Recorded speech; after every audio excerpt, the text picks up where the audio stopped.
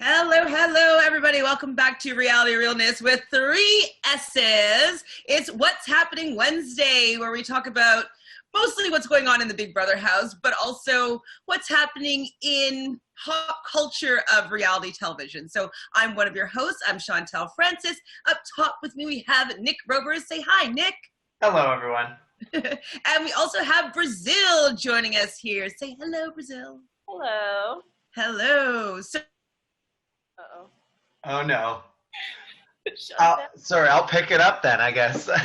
Brazil, why don't you tell us about your involvement with reality TV, your journey with reality TV, and how you're on this podcast right now?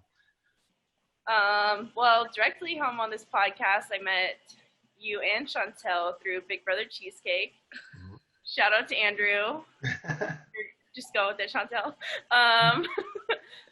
And yeah, I've been in love with Big Brother since I can remember, and I love all things reality TV, and I love you too. So that's fun. I mean, I could hear you guys going, and I'm like still talking. And I'm like, what? I'm frozen? I'm here, guys. I'm here. It's like, have you watched Poltergeist when it's like Kellyanne's in behind the TV screen and you're trying to get her? I'm like, that's what it felt like. I'm like pounding here, and like you guys couldn't hear me at all. But at least you were frozen in a nice way. It's not like you were like, Yeah. like you were frozen like a. So funny. So whatever. That sounds good. So I'm happy to have you here, Brazil. I'm happy that you are a Big Brother super fan. What do you guys both feel about there being an actual season this summer, which I'm like so proud. I'm beyond thankful. I needed it.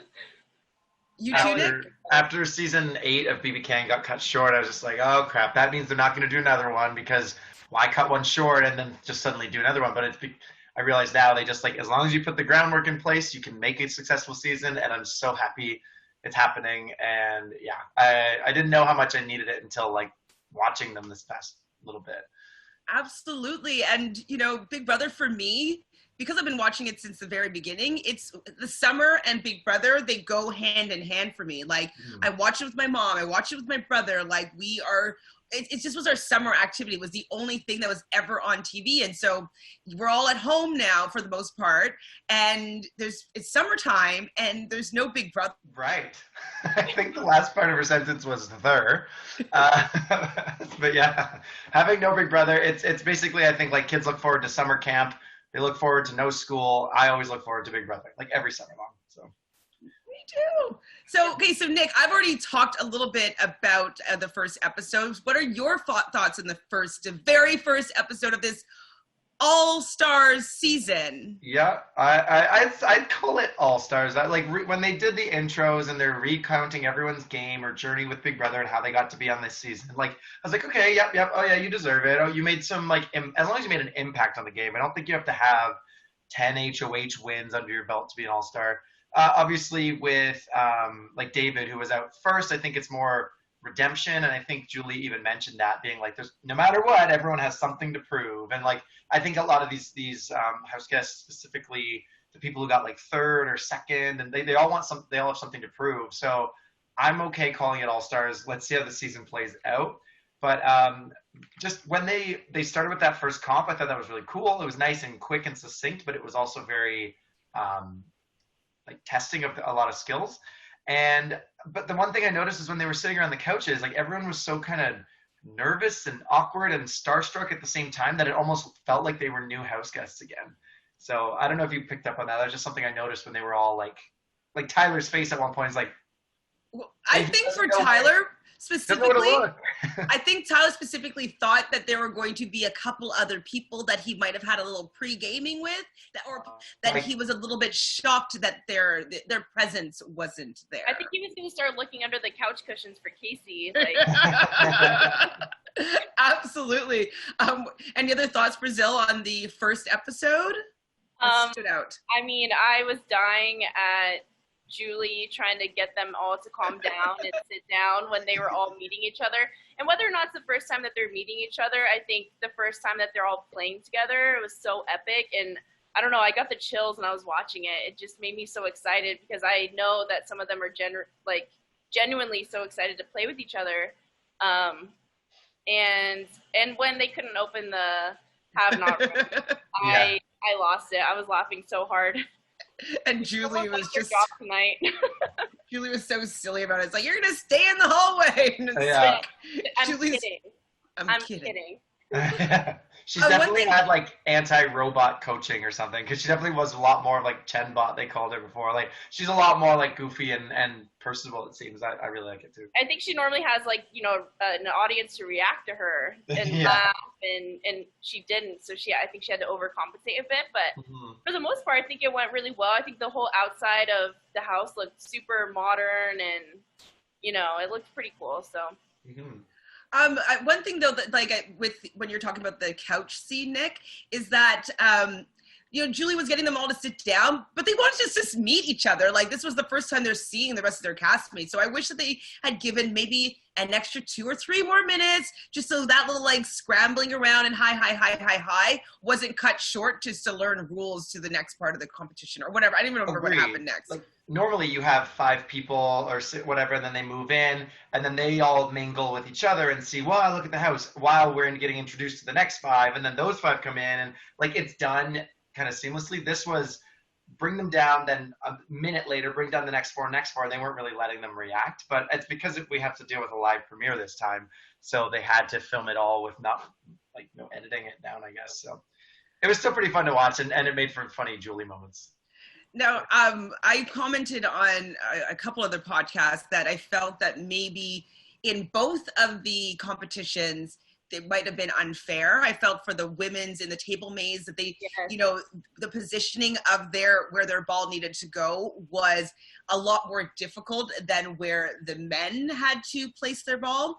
And then I also felt that with when the second part of it, when they're running along those toadstools or whatever they were, that after Memphis went, they didn't allow them all to kind of settle down so that, well, spoiler alert, well, that's so long ago, but that when Cody had his chance to go through, he could see which ones were still shaking. And so did you notice either of these things, Nick? And then Brazil, obviously, right after, you can give your... I noticed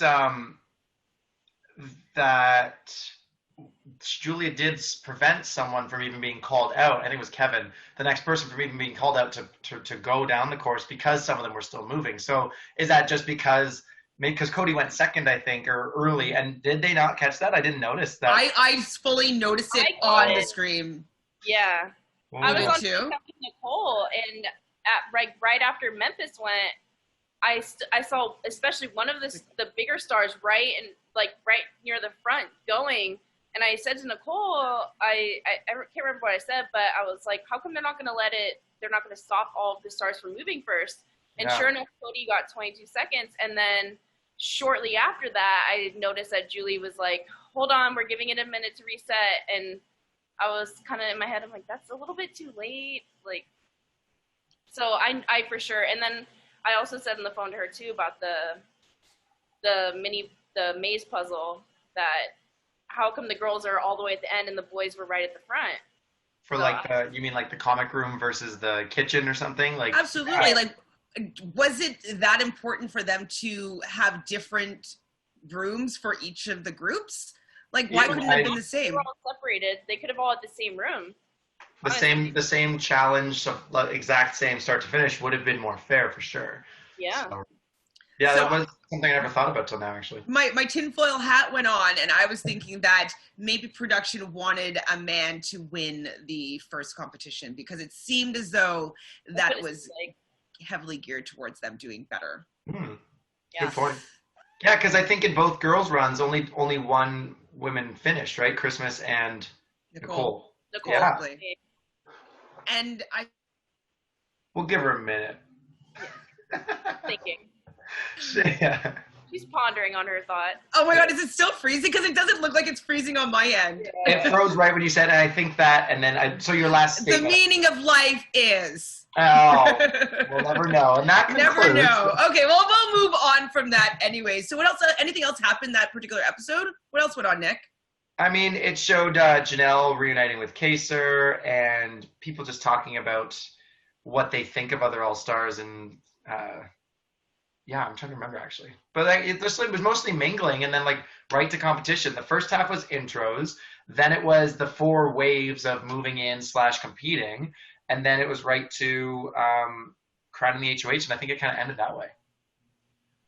Brazil, was there anybody that you were surprised to see? I know that we kind of already briefly spoke about David, but was there anybody else that you were surprised that they got? Keisha and Memphis for sure. I mean, I was thrilled because I don't know. That's one of my favorite seasons still. Really? I don't know why I liked it so much, but I just love the whole Keisha and Memphis dynamic, and so I was really excited. You loved Ollie and April making love. Just kidding. That I could do without. Jerry, he was there for like comedic relief. Him falling in the pool and whatnot was still like my favorite thing ever. But yeah, Ollie and April I could miss forever. No, Yeah. thank you. But I don't know. I thought Memphis and Keisha would be much more at the hip than they were, and I didn't know if it was because of, them trying to play it off that way, but I'm now getting the feeling that that's legit, that they are not going to play together, which is kind of disappointing.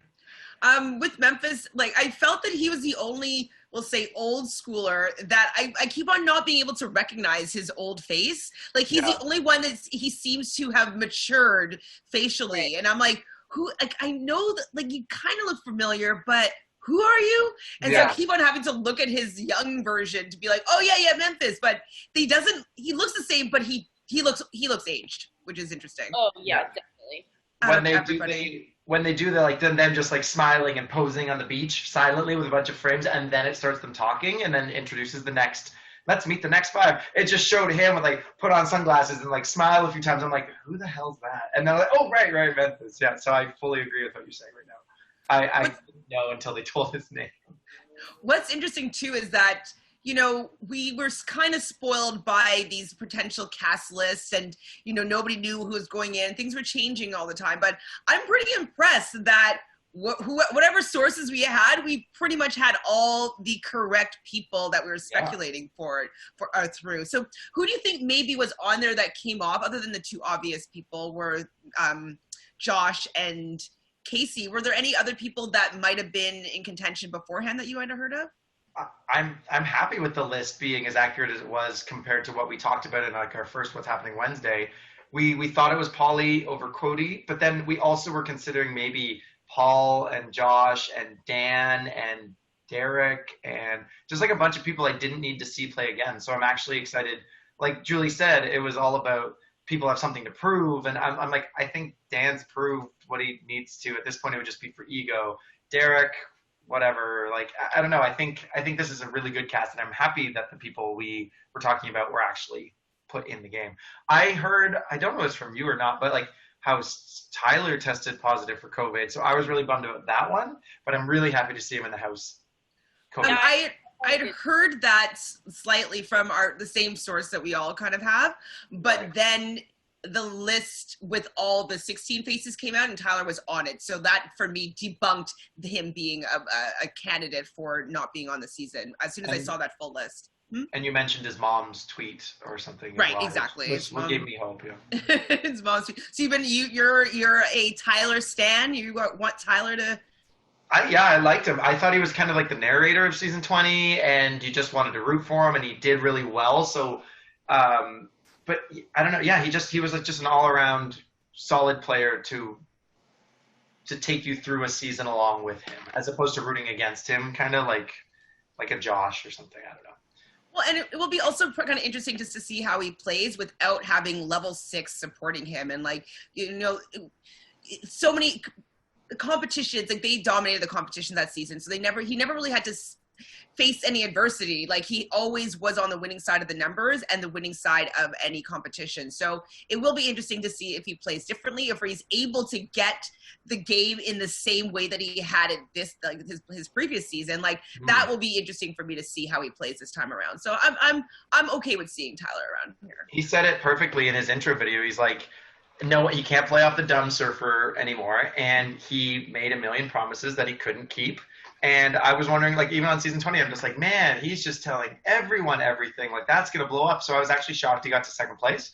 But I'm hoping that he plays even better. Like, I think he can, because he's very aware of his own game. Right. So episode 2, which had happened on Sunday, we kind of like pretty much right into it. We see Nicole thanking Davon, kind of making nice about the fact that, you know, they had some, well, I guess Nicole went against Davon and pretty much got her out of the house and voted her out of the house, but Davon still gave Nicole her vote in the end. And so we see this kind of moment of Nicole thanking Davon and Davon not really buying it, but saying yes into the moment. Brazil, you're smiling. What do you feel about this moment? I laughed. I was watching on live feeds and I laughed so hard because Davon, that's why I love her, because I'm the same way in the sense you can always tell how I'm feeling by my facial reaction. And I could tell right away that she was not feeling it. As soon as Nicole walked out, she was just talking to the cameras. And I don't know. That's why I love Davon. But I think Nicole has probably been wanting to say that, but now maybe she's in the situation where she kind of has to, that she's doing it. And I think Davon kind of picks up on that because she's very smart. What do you think, Nick? Yeah, I think I was watching and I'm just like, wait, why is she thanking her? Like, oh yeah, like it was the deciding vote. I mean, against Paul, it's not that hard to think why Nicole would get her vote maybe. But watching it, I was just like, wow, like, okay, I guess they're rock solid. And then it cuts to Davon's diary room. And it was so funny to see her being like, okay, no, I've learned my lesson. Like, I'm not falling for that one again. I'm not being fooled. Also, mid-sentence of me saying that, I'm just looking at Chantele. I know. No? No, am I frozen for you? I can hear you guys, and I'm talking. I'm like, I couldn't not laugh during that because she was just like glazed over, just like here, Nick, whatever you say. Staring at me. Oh man, okay. Whew, that was a really funny one. Okay, so weird. This is weird. Like, I usually don't have unstable like internet, which is funny. I wonder what's going on here. I couldn't. Whatever. This will be, you know, we're live here. Like, this is really happening. I'm not cutting any of this out. Nope, this is us. Take it or take it. Please take it. Please just take it. Don't leave it. Don't subscribe. The next thing that came up on the screen was David was talking to, I believe it was Kaysar, about, you know, why he wanted to be on the show. And it's, you know, a sentiment that I really, I value as well. Because, like, I would love to be the first, you know, person of color, Black woman to win one of these shows. I can't off the top of my head, other than Tamar Braxton, think of any Black woman that's won Big Brother in North America, right? No. And so the fact that he, you know, wanted to be the first Black American male to win the show, I thought it was pretty cool. But I feel like he's grasping at straws a little bit because he has no idea what he got himself into, in my opinion. Kind of. I noticed that. I was like, oh, that's so good to have that goal and that drive. But like, he's talking to Kaysar, right? Like, he doesn't even know what he's doing. He said he wasn't a fan, and now like he just has motivation. Like, everyone has motivation to be there, but how are you going to like get dividends on that motivation? I want to see him do well, but like that, I mean, am I skipping ahead? But I was going to comment on how just unsure he was walking around that house with that the safety suite pass, and like he just seems very out of his comfort zone right now. So we'll see. But what do you think, Brazil? You're nodding your head. I don't know. And I think he said to Cody, how does the veto work? And I wasn't sure if he was kidding or not, but I'm starting to think he wasn't kidding. Well, like, if he's playing this, like, I don't know how to play this game, he's just doing it a little bit too well, because it's making people think that he's a strategic mastermind and he's playing dumb. And I think that his playing into his lack of knowledge is going against him now, because people are thinking that he's smarter than he actually is, and he's going to have to live up more to being some mastermind when really he just doesn't know what's going on. Like, are you getting this from live feed thought talk? Donnie was like a surgeon and like Say it again? like Donnie in BB16 when everyone thought he was like Right. mastermind and he was actually just a groundskeeper. Like Exactly. 100% exactly. Well, I mean, a little bit in the live feeds, this is not spoiling anything, but he's having a conversation, and I can't remember who's around the kitchen table, and he's like, so yeah, what do we do, guys? yeah, and he asked Cody, he's like, so how does the veto work? And Cody's like, are you serious? And then he asks, like, he's like, oh man, he's like, man, I wish we had Monopoly up in here. Am I frozen again? Fuck off. No, you're fine. You're fine. Okay. You know, he asked if they had Monopoly. Oh man, it'd be so good if we had Monopoly up in here. What? This is like the Monopoly. Like this is the Olympics. You're at the Olympics of Big Brother. Go talk to someone and figure out your next move. Yeah. So yes, I wanted David to have a second chance, and I think he deserved one. I think that his season, you know, he didn't get an opportunity to play. He didn't get an opportunity to vote, opportunity to do anything within the game. So I do wish that he had an opportunity. I just don't think that throwing him in with these sharks is really beneficial for him to be able to do well. He may not get voted out first, just because what happened to them last time, I did think that just being socially conscious, they're not going to vote him out first, but he isn't going to get far because he doesn't know how to play. And he just seems so, I would be so uncertain with telling him anything, like believing he's going to vote with me. Like I wouldn't be able to play with someone that doesn't know how to play at all. It's just, well, no one knows like how his game is. No one's ever witnessed it before. No one knows, you know, kind of just. He doesn't even know. Yeah. I bet there's one or two savvy. Oh, sorry. Go ahead. Sorry. Oh no, that was pretty much it. Oh, I just gonna say, I bet there's like one or two savvy all-stars that's gonna find that they want him, and he's gonna stop floating and eventually prove he has an uphill battle of proving it. But I think there's gonna be people who want his real estate of like this potentially moldable player. Because he's kind of here creating what his game is and showing us, and he's also going to be showing the all-stars too. So I think he's not going to be fully written off, but I also don't think people are going to be jumping to work with him. So we'll see if he gets out as a pawn early or not. And I'm excited. Well, one thing that I've been noticing, and this is from the feeds, it doesn't really give anything away, but you know, we've all played versions of Big Brother, and we're all fans, so we kind of know how the game works. Mm-hmm. And when people don't give you any information, you automatically assume that they're giving information to somebody else. Yes. But he doesn't know this, so he doesn't give any information to anybody. So people think that he's strategizing with somebody else. Like, okay, so if you're not going to talk about strategy this way, okay, that means that you're not with me, that you aren't voting this way, and that you're probably working with this faction of people. And so people are attributing him to different parts of the game that he's not even participating in because of the fact that he doesn't even know that his silence or his insecurity about, you know, everything is actually making it look like he's working for people that he's actually not working with. So I think it's going to become very problematic very quickly because he's not playing at all. Maybe his strategy is to be a free agent though, and just to kind of just be there for when someone wants to go and equip him, for lack of a better term. Like, you never know.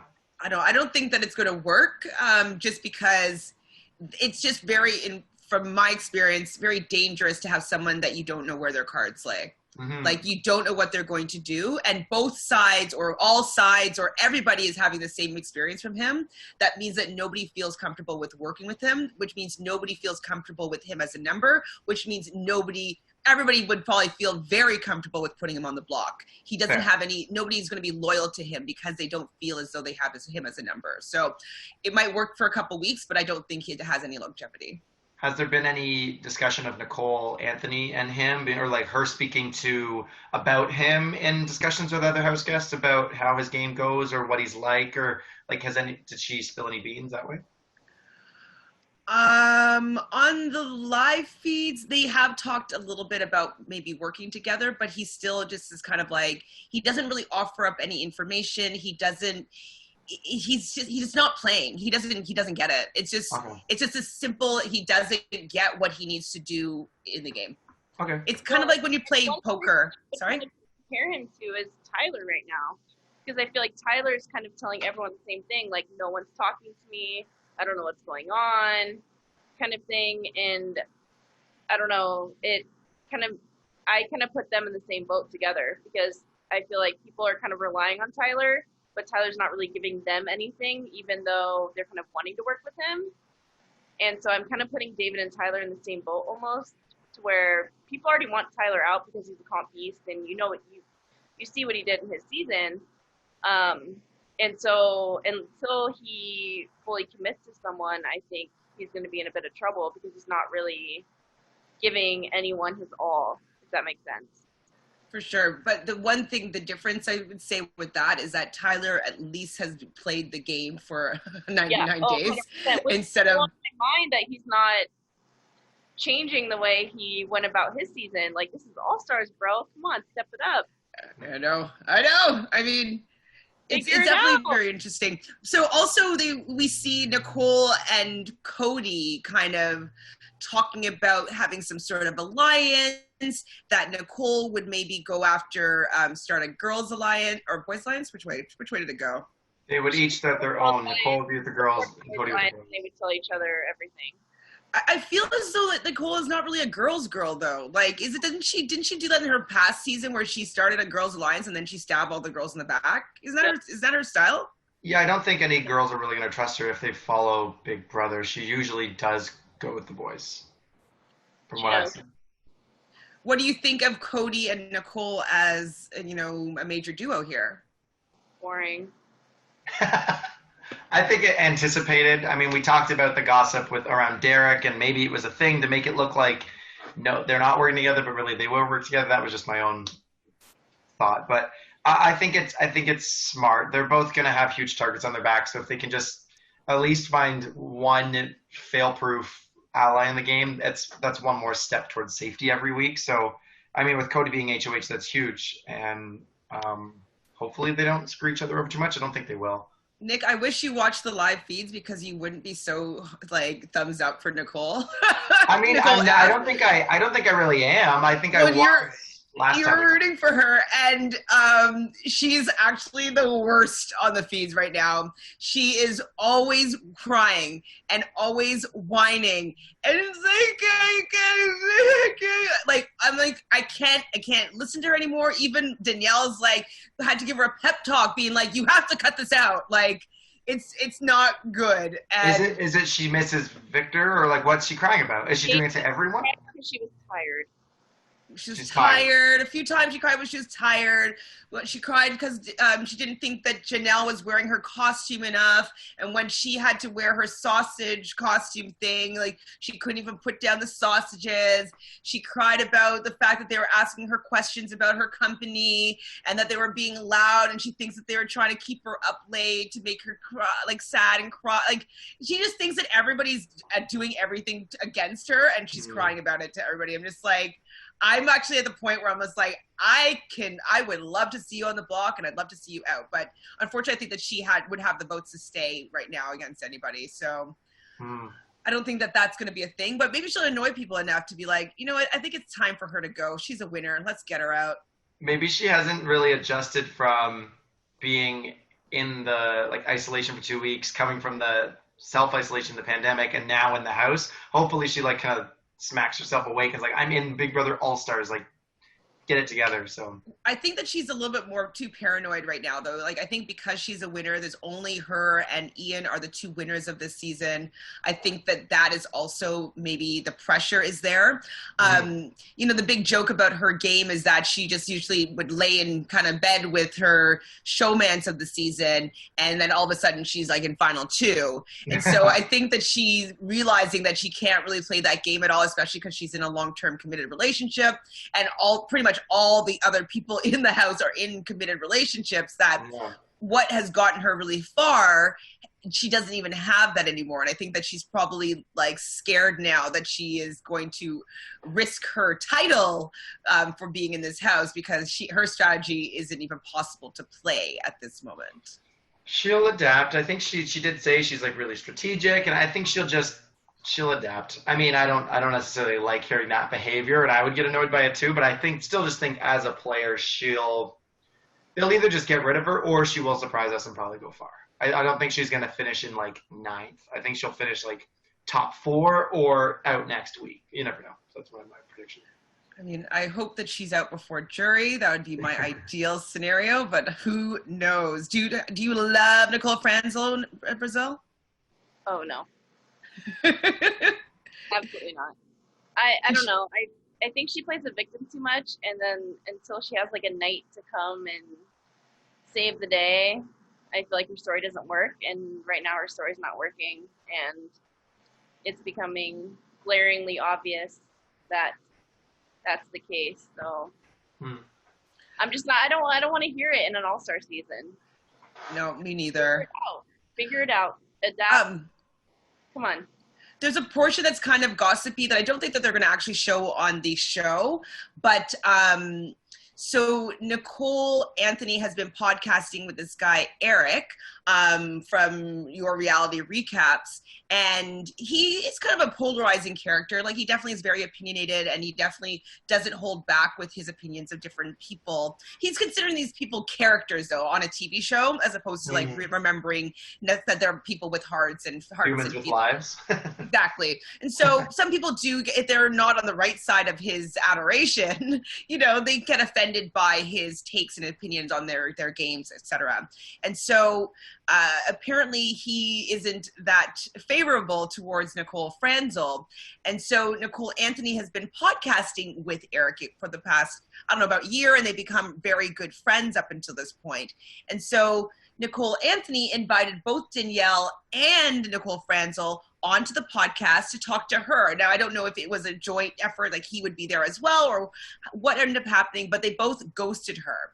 And so a lot of the talk within the house has been like, oh my God, Nicole Anthony is going to be coming for us because of the fact that we ghosted her and this and that. And like, that's been also a big deal. And so Nicole Francis now is wanting to get Nicole Anthony out because A, they have the same name and she's not really down with that.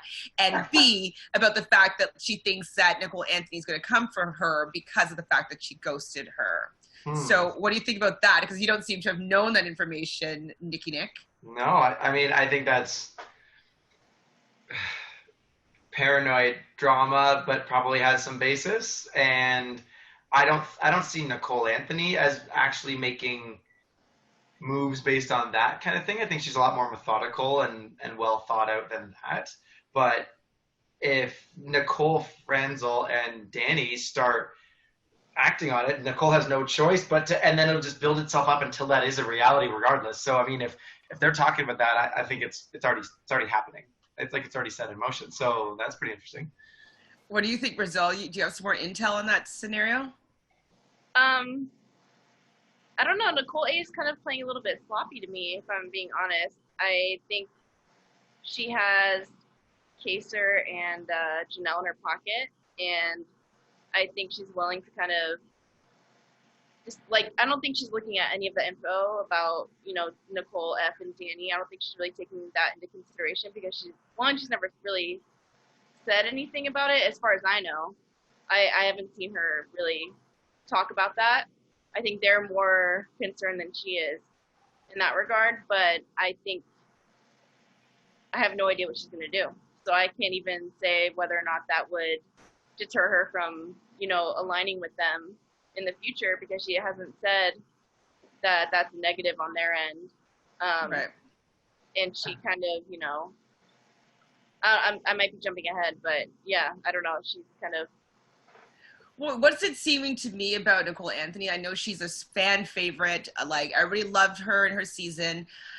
I'm wondering if we're giving her too much credit for her social ability or her like strategy abilities and her. For what? You're frozen. Chantele, I know. Oh, fuck my life! You said it's her social ability and her, and then you went.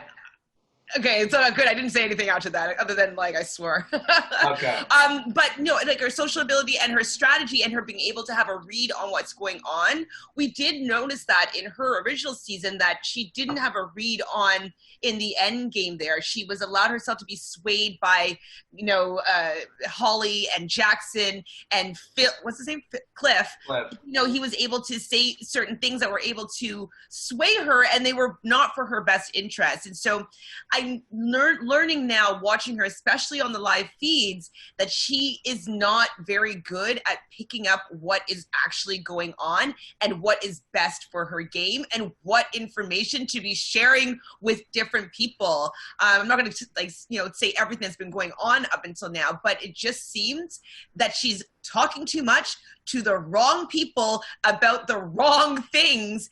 And I'm actually very worried for her because she does not know what's actually going on in the game, and she is leaving herself wide open to be picked off.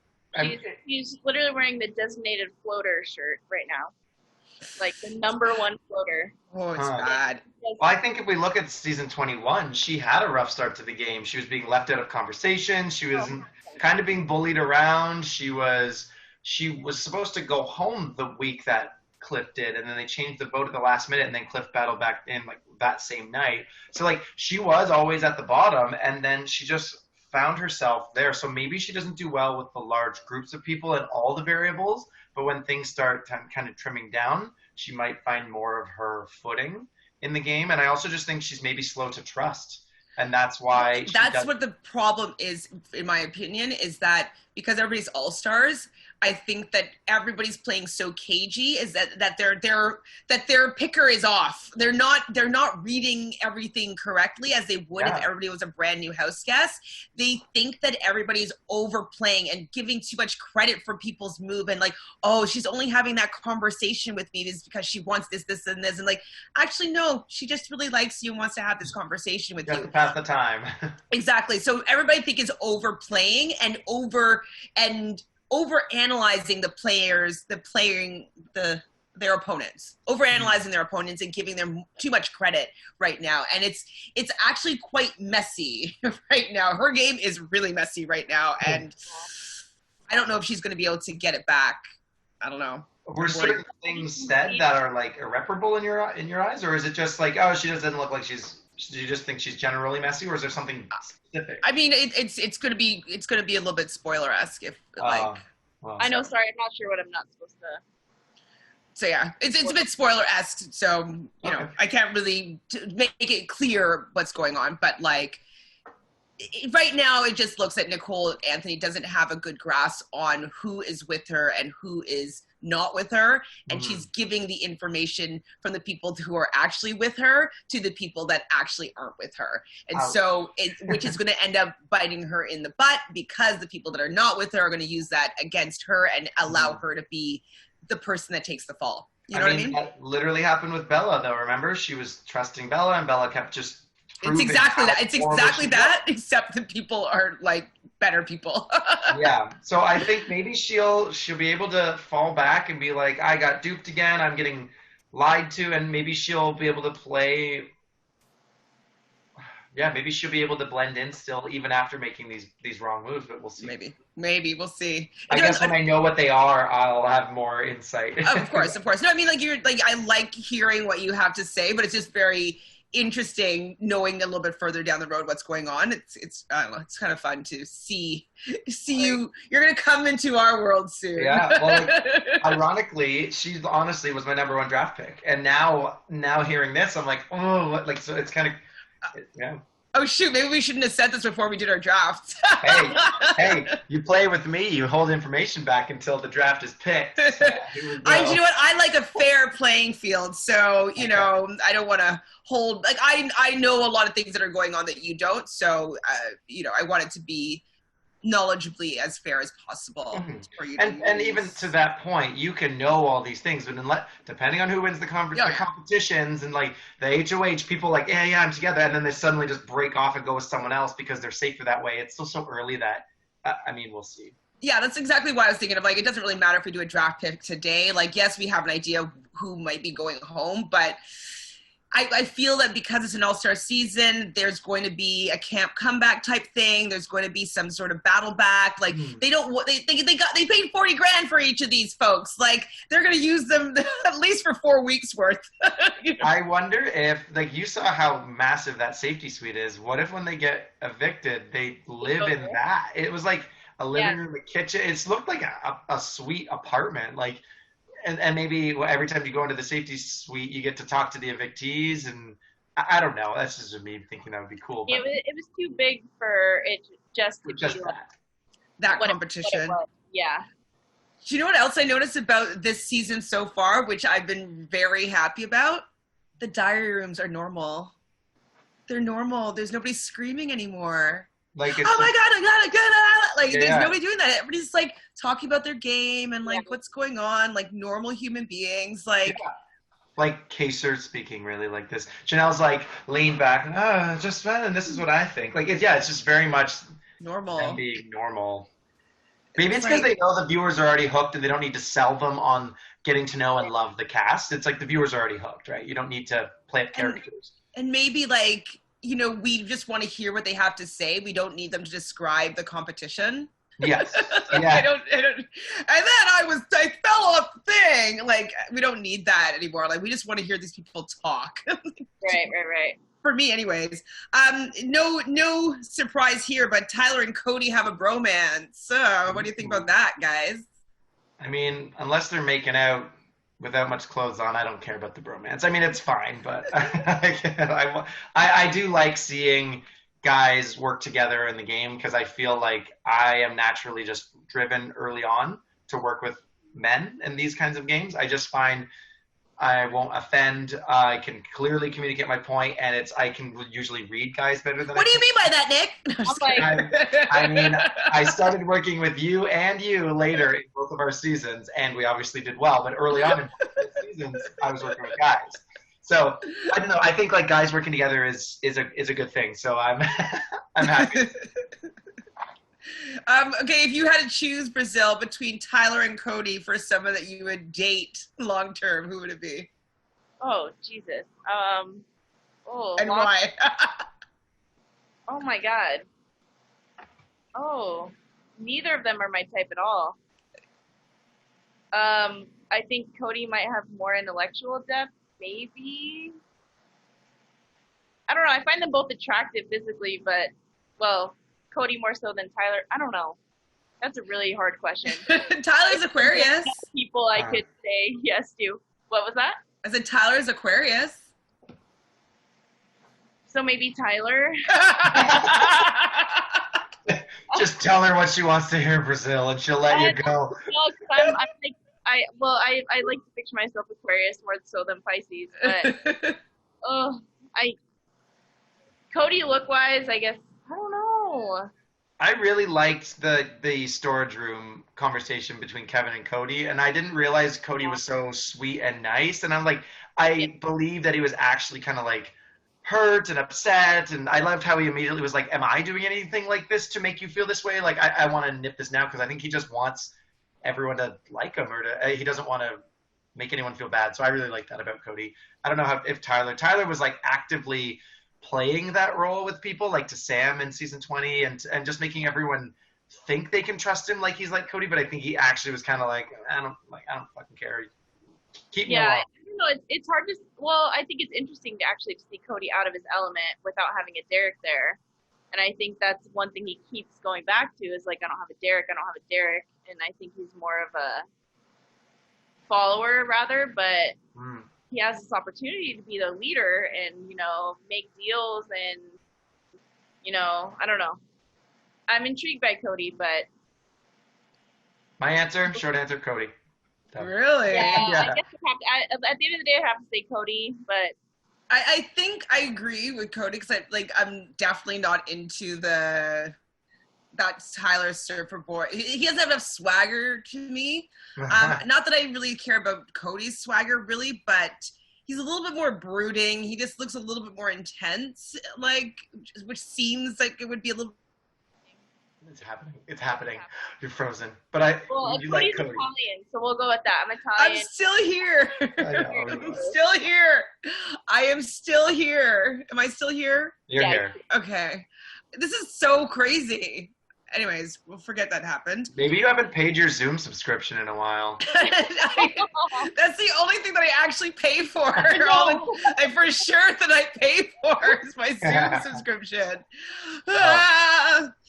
Maybe it's really sunny out and maybe they're working outside on some box or something.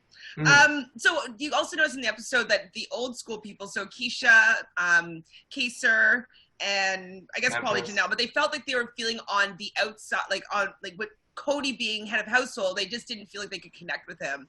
How did you feel, like, from what you could see, Nick, and then Brazil, with you have a little more information, obviously, because you've seen the feeds, but, like, what do you guys feel about this? I like how they brought up the issue of age too, because they were like, yeah, we're definitely like the older. It feels weird. I never thought I'd be like the old person not connecting with the young people. And it's like when they all started, they were all like below 30 and the younger crowd with older people. So I think that they'll have insight of still like what a younger person is thinking now being older, and I think they will be able to connect, and they'll just speak game. It might be like less about, oh, did you see that TikTok artist or crap like that? But they'll connect with them in the game level, and hopefully people will also, like the newer house guests will be wooed by them, that they'll want to come work with them. Because I definitely would be like, are you kidding? To go work with a Chantele and Kaser in a season? Oh my God, that would be a dream. I know. That's what I would think. Sorry, go. What do you think about this, Brazil? No, I was thinking actually. Now it's kind of the first time I'm thinking it, but ironically, Cody is kind of right in the middle, like between old school and new school, and I think he might be he could have been, or he might be the perfect person to kind of, bridge that gap and make something happen. He still can, you never know. Yeah, but I don't know, just me, I would have jumped on the Janelle and Kaser train in a second. What right? up, sir? What up, Kaser? But like, okay, everybody wants to win. Everybody's getting paid to be there. And these are legends of the game. Like, I don't think that I would want to get them out. I think that I would want to work with them as long as I could till the end of the game. Like, I think that that's the route that I would want to take and be like, I don't know how this is going to go, but I want to work with these people just to see what happens. Yeah. I wouldn't want to take them out of the game at all. When are you ever going to have the chance again?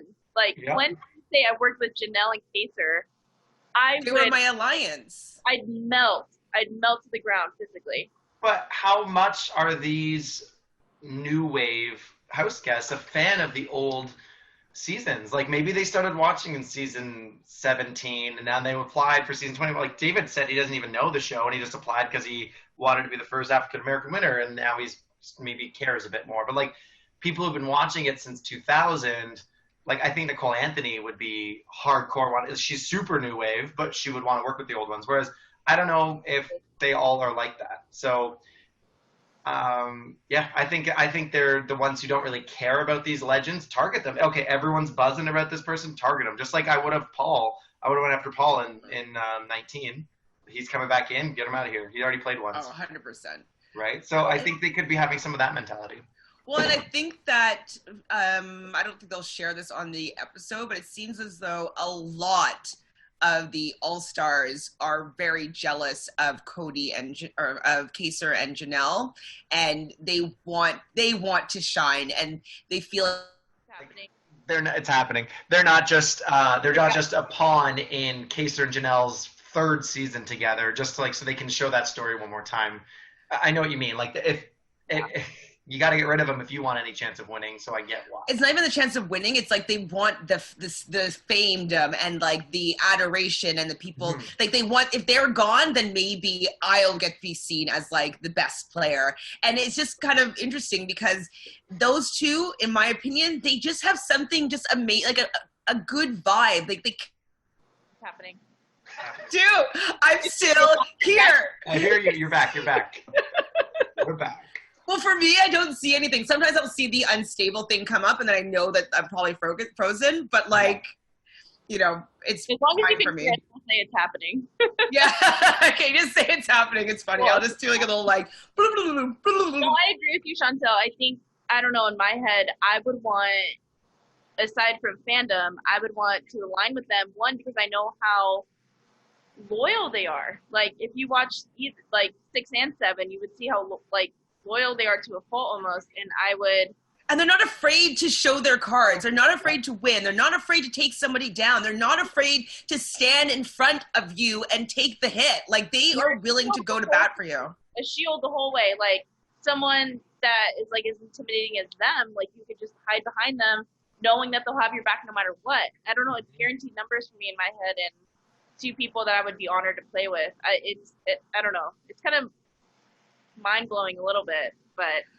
And also though too is that, I mean, I guess these people are not as strategic as we are, but like I would want to strategize with them. You know what I mean? I would want to be. It's happening. It'd be such a, yeah, like to be like, you were the what, 15-year-old, 16-year-old watching them play. You want to be like, oh my God, I'm in a house with these people now. And like, I can actually play along. It's like, yeah, you're meeting your I would heroes. feel like I'm in the Twilight Zone. Like, how I would always be starstruck. Almost to a detriment, I feel I might even go down. I'm probably frozen. No, I'm probably frozen for you. You're good. Well, you guys are frozen, so I was like, shit, if you're frozen, then I must be frozen. I hate my life. Brazil and I can always hear each other in all this. So whenever you hear us just talking over you, it's because you're frozen. Yeah. But I think, like, just to sum up this point, I think okay, some people target Janelle and Kaser. Some people want to work with them. I would definitely be on the working side because, yeah, you just keep them as a shield, and everyone wants to be that person who breaks them up, who gets that person out for a resume move, which means you always have 2 to 3 or 1 to 2 people that are in line to get evicted before you. Right. So you work with them because, let's be real, they're probably going to win a lot of comps and be dictating a lot of the flow of the game. And if not, they're the ones that go on for you. So at least in any combination, you're probably getting 4 or 5 weeks of safety that way. So I'm just, yeah, like, Cody, why didn't you lie better? Or just be like, I honestly haven't decided. Keep it short and sweet, but keep every talk short and sweet. Or I don't know why he was so bad at the lying to them, or at least just misleading them. But they're also so damn good that they picked up on it right away. Well, but you know that people say, like, oh, I don't know where my head is at. They know exactly where their head is at. It's you. You know you won a comp. You know who you're probably nominating. The one thing I noticed, too, that, like, even watching live feeds is something that, like, I didn't think about until it happened was during the episode, it shows that Kaser ran to the door with, like, I think 10 seconds left. Why did Janelle also go for that? So she has kind of made it a little more clear on the feeds is that there was going to be a time limit. And so if he didn't get it, then he would be frozen. It's happening. Safety. What?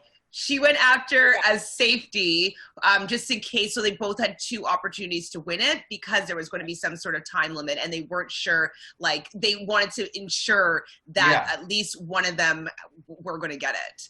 And My so thought was, go ahead. Sorry, go ahead. You go. Okay. No, even with the live feeds, I was like, oh, they both played. Like, that's crazy. I know one of them got, obviously Janelle got, like, the star costume. But they were both safe.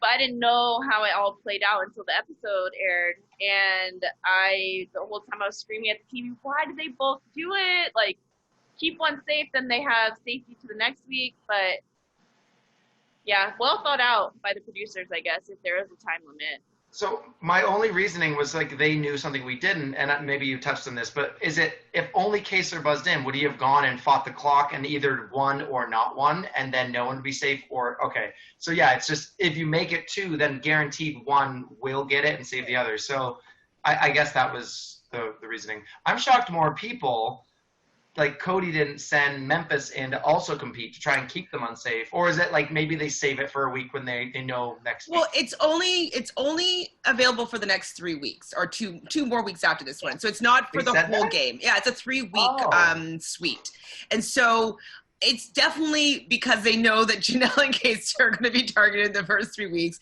and maybe some of the other fan favorites are going to be targeted in the first couple of weeks, and so they're just giving them an opportunity to play.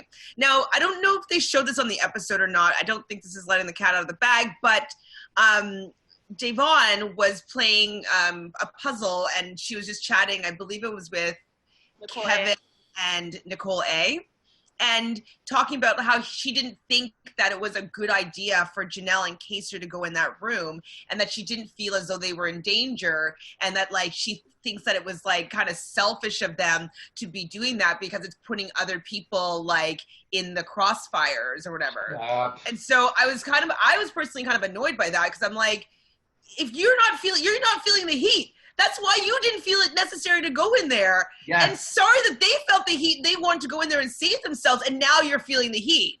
You know what I mean?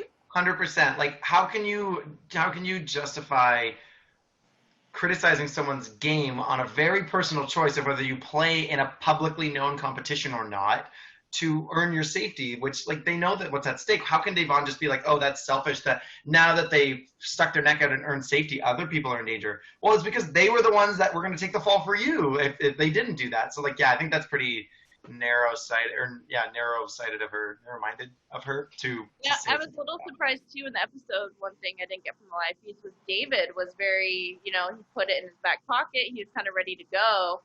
And I almost wanted him to go, just like go, like show that you're scared, show like something. But I do think it's interesting though that it shows the head of household that you are not scared. So, or that you are scared. So I think it'll be very interesting next week, depending on who wins, who goes and plays that. Because anybody that goes and plays that and is not safe from the safety suite, it's who I would put up on the block if I was the head of household. Like that would be like, okay, well, I just need to know who I want to put up, who feels least safe with me. Go play your competition. Okay, 2 of you will be safe. I was never going to put either of you 2 up, but the fact that you don't feel safe with me, like I feel as though that there's something going on that I didn't know about. So I have to put you up now. It makes being an HOH probably easier unless your actual target's been safety. But like if early on, you probably shouldn't care who goes up. You should be fine with maybe 7 people staying, 7 people going in week 1, right? Absolutely. So I think he still has options, and obviously he made his options. Yeah, I'm excited to see how next week falls because like the safety suite is going to be very indicative of how the game is actually being played, and I think it's going to be very informative. It better be informative of who is going to be nominated. If it's not, then they're dum-dums. But just use your pass. Like the game introduced it, whether you use it or not, or it expires and you didn't use it. Like maybe some people want to be like, I made it through the whole game, never using my safety pass. And like, cool.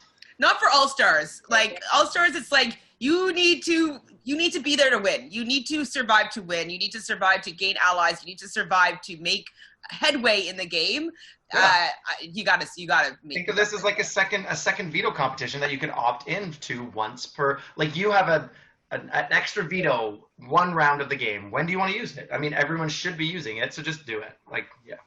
I'm glad they went for it. I thought they weren't, and I was like, oh my god, just do it. Who cares? Like, everyone knows that you're in there with a solid duo. A lot of the other people aren't in there with a solid duo, or even anyone else from their season, I don't think. So the fact that everyone knows what they are, just call it what it is and get the safety. So. Agreed.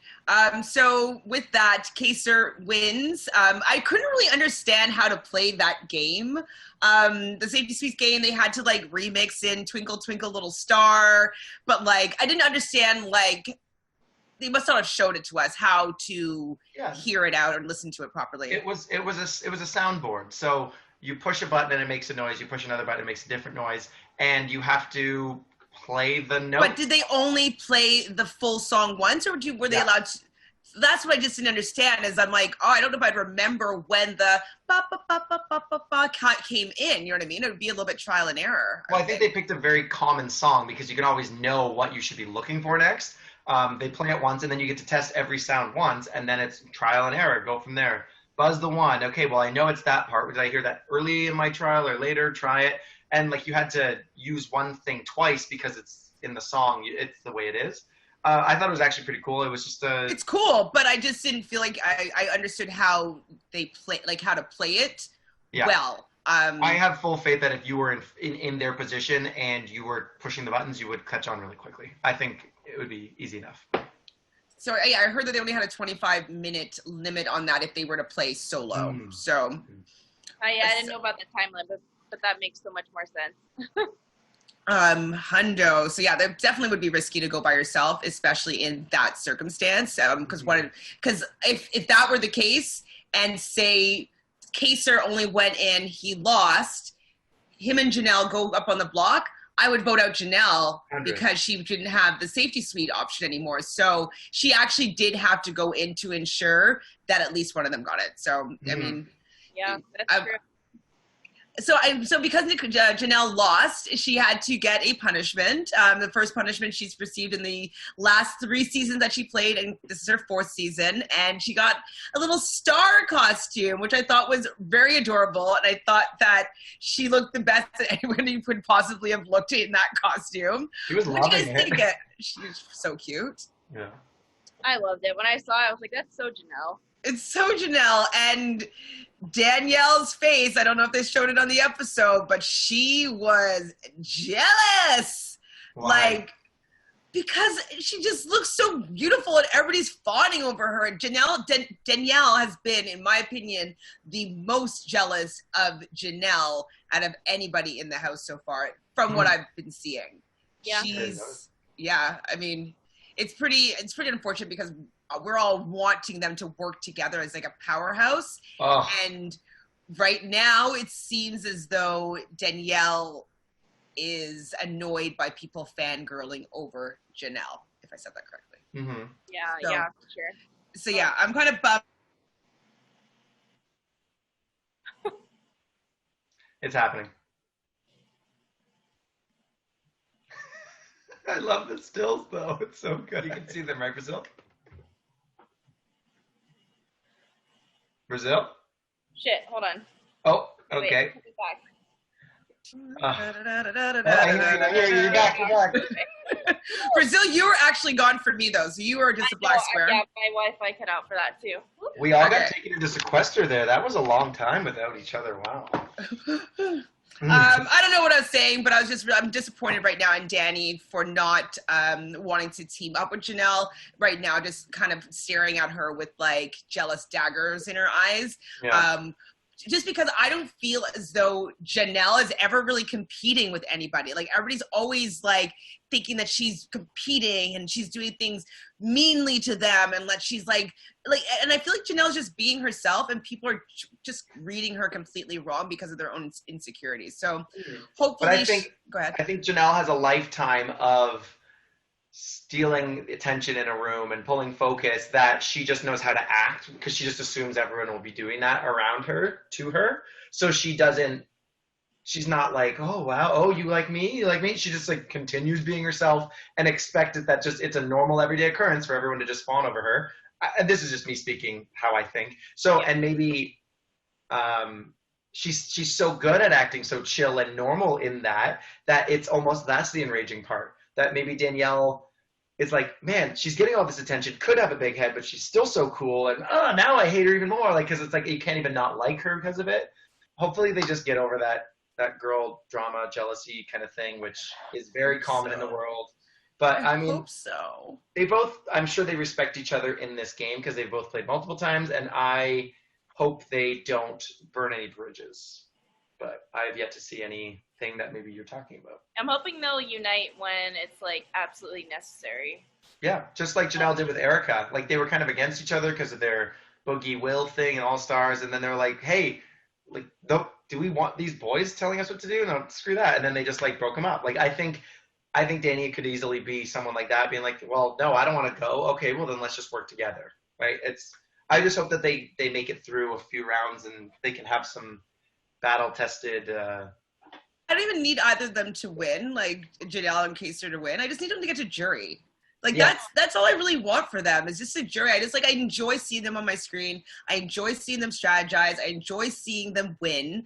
And it's not fun for me to see people just like gang up and target them. Like that's not the fun part of having them on my screen. It's like I like seeing them involved in the game in a way that they have a chance. And so, I mean, if anybody can come out on top, like it would be these two, but like they definitely have the chips very much stacked against them. Mm-hmm. So it's kind of near the end of the episode. You see Kevin go and cry to Cody, kind of about like where, Cody's the alpha male and kind of the jock and, the cool guy, and Kevin kind of reverting into maybe what kind of position he was in high school or whatever. What do you guys think about this moment? And then how did you guys feel about the fact that, the noms were released in this one, right? Yeah. So how did you feel about the fact that Cody heard this and then still nominated him and Keisha? I think I wish they would have given more context into Kevin's thought process leading up to that speaking in the storage room, because we saw Cody being like, I'm probably just going to nominate Kevin because this and Keisha because this, but then Kevin is just like aware, feeling off, and goes and pulls Cody aside. So not knowing what was going through Kevin's mind up until then, it kind of seemed forced or fake, just because I think he could tell, I'm not speaking to the HOH. That's usually what a nominee does or doesn't do. So maybe it just seemed kind of like a bit whiny, and I know he was trying to plead to Cody why not to do it in explaining his case, but I think he could have done it in a better way. He was definitely just, I think, asking for sympathy, but I think he could have came with like real, like, okay, I won't put you up next week. No one will expect we work together, like, et cetera, et cetera. I think he didn't. I think he failed to give Cody a reason to not put him up. He made Cody feel bad. I think Cody went up to his room and was sitting there like, just like pondering it over and talking about how much he doesn't like doing this. But I don't think he was incentivized to still not put up Kevin in the end. Sure. So. What about you, Brazil? I think at that point, Cody had already made his decision, and who he was going to nominate. And I think the way that the episode was aired, I agree with Nick 100%. It seemed, even on my end, a little bit forced on Kevin's part, because they didn't really show anything other than him saying, like looks-wise and personality-wise, you're superior to me. And then it showed Cody being like, damn it, and I don't know, I think Nick's right in the sense that if we had a bit more backstory of like how Kevin got to that point, maybe it'd been showing Cody not talking to him as much and him starting to feel uncomfortable and, that kind of thing. Yeah, so a story of Kevin talking about his high school, I think. Like, he was bullied, or he was, like, he said he was offbeat, and he's been, like, he was put in the offbeat tribe or clan in his season, but just, like, what specifically about what had happened in the first 48 hours or however long up until that point was making him feel so ostracized. I didn't get any context, so I didn't really... Kevin's so smart, too, and he would have valid reasons for feeling that way, and we just didn't see any of that, so I think that was kind of hard to... Yeah, for me too, it was a little bit difficult for me to, timing-wise, really be able to believe it wasn't a strategic ploy. And I personally don't gravitate towards people using emotional context in that sense as a way to manipulate someone to make a decision.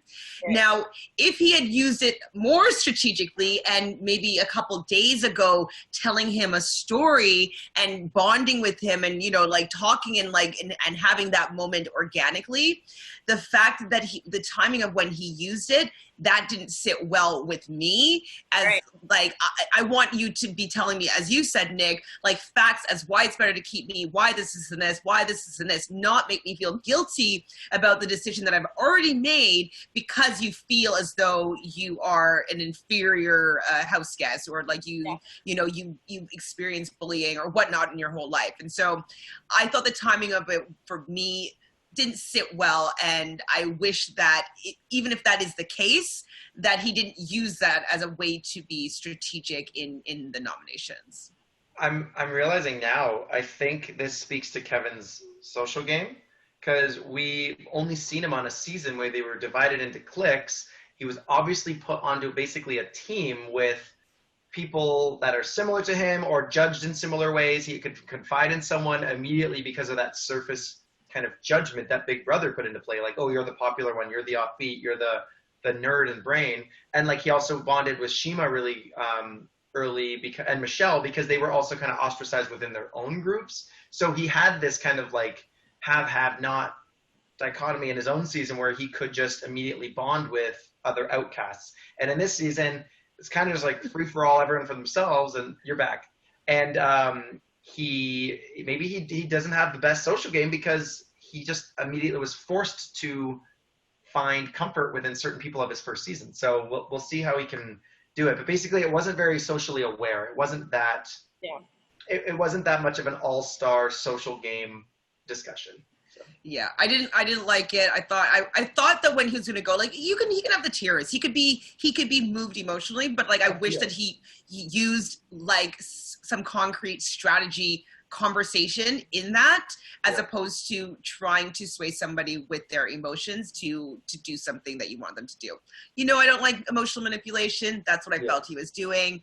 Even if you're emotional about the situation, I wish he chose to use that in a completely different way. It made me not so happy with him at this point. I think Cody did great with his nomination speech. He says it's nothing personal. We've been in here like next to no time. It's just strictly a game move. I wish you both luck. Like he kept it short. He didn't pander. He didn't apologize. He stuck to his guns. And I think at that moment, Cody was feeling extra bad for that discussion because he already knew he was putting Kevin up. And part of me thinks maybe he already told a few people, like, don't worry, I have my nomination set in stone. Maybe he mentioned Kevin's name already. And even though he was feeling bad, if he went back and undid those kinds of things. It's too late. You can't come in the 11th hour like that. Yeah. So. Those decisions were made days ago. I mean, the edit does show that it was right before the noms, but was it? Maybe it was like 8 hours before the noms. Maybe it was that morning and he still had a whole day of thinking about it. But the way the edit shows, it looked like 11th hour kind of last minute pitch. So. Definitely. So that's pretty much the first 2 episodes. And I thought we could just do like a speed through with making a little bit of a draft-a-roo. Yeah. There's 16 house guests. There's 3 of us. So there'll be 1 person left out. And so, yeah, so we can be following our players throughout the rest of the season, see how they do. Should we have like a prize on the line or just the glory? Ooh, how about you both give me your Big Brother cheesecake gift cards? How about we invite you? Oh, I like that too. Okay. But no tequila. What it is only about tequila. I know you're about tequila, but yes, I would. I don't care. You guys choose. You're both winners. We can go with whatever. We're all winners here, actually. Oh yeah, fair. Yeah. We're 2 cheesecake winners and a backyard Big Brother winner. Yeah, there we go. Let's do like a fun little prize. Can you think of one? Brazil? Maybe we should make it up to a third party. Okay, so we'll make the draft and we'll get JoJo to decide what the prize is. Okay. Okay. Agreed. Okay, so who should go? Okay, so Brazil, you're the only American here. So how about you go first? So you're gonna get the first pick, and it's gonna be a snake draft. Nick, do you want to go second? And since Reality Realness is me. I'll let you go second because I feel I went first for the Big Brother Canada 8 and you went last. So why don't you go second this time, just to keep it interesting? Okay, sure. Okay. And then you'll go twice, Nick, and then I'll go once, and you go twice, Brazil, back and forth until we're done. 1 person will be left over. Cool. I'm picking Bailey first round. First round draft pick. That's a great pick. My girl Bailey. Okay, so why Bailey? We'll keep it short. Can I go into live feeds or? As long as it doesn't really spoil. As of right now, they haven't done the veto competition or results. I think I love her and Janelle's connection. I think that Bailey is actually going to stay loyal to whatever comes to fruition. I know she already has a few things going on, but I'm Team Bailey. I think without Swaggy, she's there for herself, and I think. She's had, I don't know. I'm digging Bailey. I definitely agree. Bailey's in quite a good position right now. She's made some great. She's involved in a lot of conversations, whether she's there or she's not there.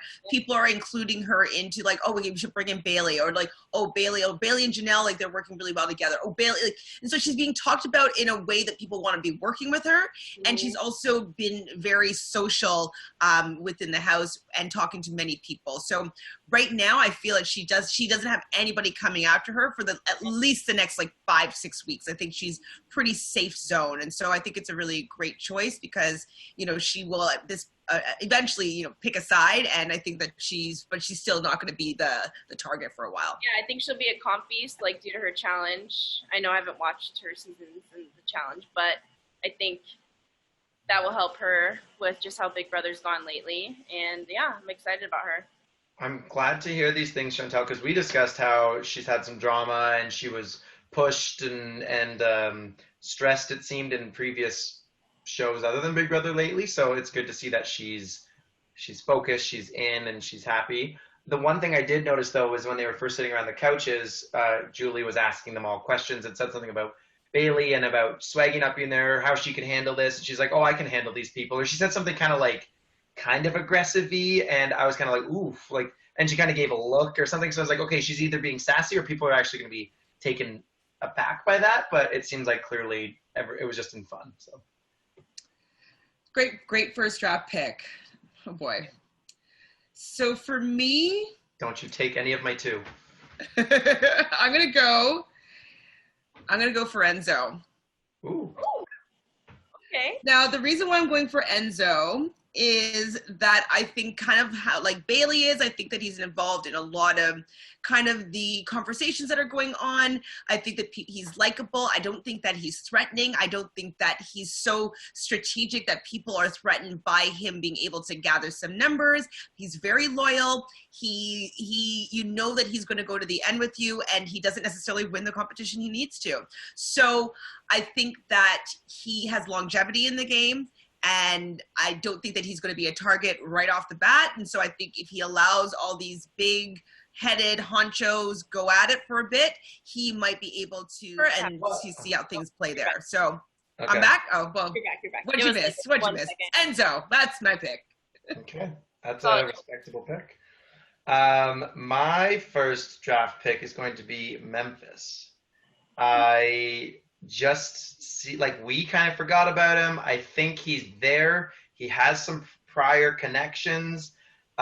Memphis and Ian will be able to relate through Dan, and having both played with him. He has that bro with Cody. Same reason with Enzo. People will trust him. People will take him at his word, know that he's loyal, and I just think Memphis will be solid at comps.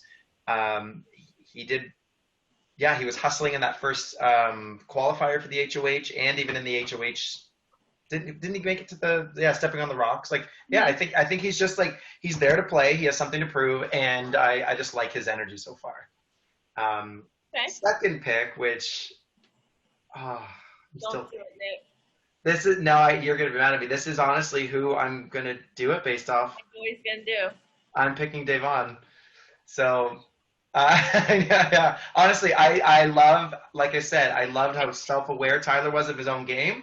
In her intro videos, like, Devon was so self-aware. She's like, I'm not doing this anymore. I'm this way now. I'm this. And I think she's not going to fall into the same traps. She already had Nicole come up to her and pledge allegiance to her, but she's still not duped. I think she's just like razor sharp. She's been put into seasons in the past with people who don't like her brand as much. And I think people are going to know exactly who and what she is and want to hopefully work with her, because she isn't sneaky and shady. She just is in the diary room, and she makes for awesome diary rooms. But I think she'll try really hard. I think it's a decent pick.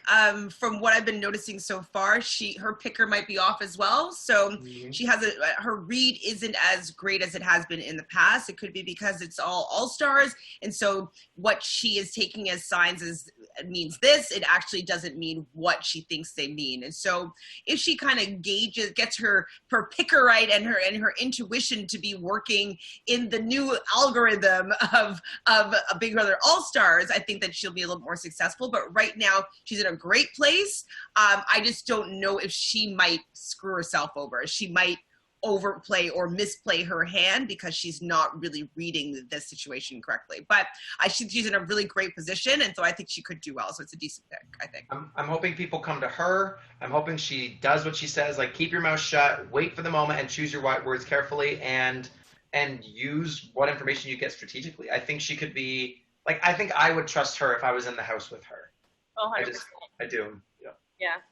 But she wasn't even on my draft until I was like looking through the house guests, and I'm just looking down. I'm just like, I think Devon's gonna do really well this season. Okay. I had her very high on my list, so. I think that I'm gonna go for Danny. Good call. The reason I'm going for Danny is that I think that she also is reading the situation a little bit incorrectly. I think that who she's aligning with, it seems. I don't know if I'm for what she's choosing to, how she's choosing to work the game. I don't know if I agree with that. Usually what I want people to do in the game, it doesn't happen. So if I go to Danny, maybe what happens in the game might be better. So I'm kind of going with going against the algorithm here. But I think that she may be able to hide a little bit. I think she might allow all the factions to go against each other. She may be able to hide, and she also still steers the strategy and then kind of steps back. And she steers the strategy a little bit and then steps back. I feel that nobody has been saying her name really. Everybody seems to be wanting to work with her. And I think that she's in a good position that way. So I think that's a decent pick for her right now. I agree with you 100%. I think she's a really good person who can keep her mouth shut, engender trust in people, speak behind closed doors in a way that makes you want to work with her and trust her, and then she goes out and does it. She wins the comps. She sticks to the people she was with in multiple seasons, and I think Dick being in the same season as her was just this friggin' air horn in everyone's ear to remind you of her. And I think had he not been there, I mean, she got second place. They got to the end together. That's great. But I think she could just be a champion. I use that term often, but she could be a champion for any alliance that wants her to be in it. And she will make good on that, and people know that. So good, solid pick. I agree. I think it's happening. Well, I mean, it's your turn, Brazil. So if you want to go ahead. Yeah, you get to pick two. I picked two? Yeah. So this one, head versus heart, but I have to pick Ian. Good call. I don't know. I love him so much, and I think just seeing his personal growth, especially through this season too. I don't know. Anyone that tells Mike Boogie to get to step in, you are on my team. And I know he already won, but I think he has a different understanding of himself this season, and I kind of want to see how he portrays that and how he works with different people. And I know that he worked with Janelle, well, not worked with Janelle, but was on Janelle's season in season 14. So I'm excited to see how that plays out. I think that's... I forgot about that. Yeah, so... Oh, man, I have to pick a second one? Well, let's talk about Ian a little bit. A couple weeks ago, we're talking about people who might be on the show. I was just saying crazy high praise for Ian. Most excited to see him play. Like, I'm shocked I didn't pick him as my first, but I think just seeing him since the season started, he seems a little unsure. Like, even on the group thing, when everyone's saying hi, he was giving like little half side hugs, and I think people are gonna. I don't know how well he's going to connect with all these massive personalities, and he's kind of sitting on the edge of the couch, and he seemed really nervous. But I still just think as a solo player, isolated from all, he's ahead above a lot of the people in there. So I think he's a great pick for that reason. Yeah, it's like no matter what, I always want to root for him, even though like I always root for the underdog. But even if he wasn't the underdog, he would still have that personality to make me want to root for him. And like I have to have him on my team.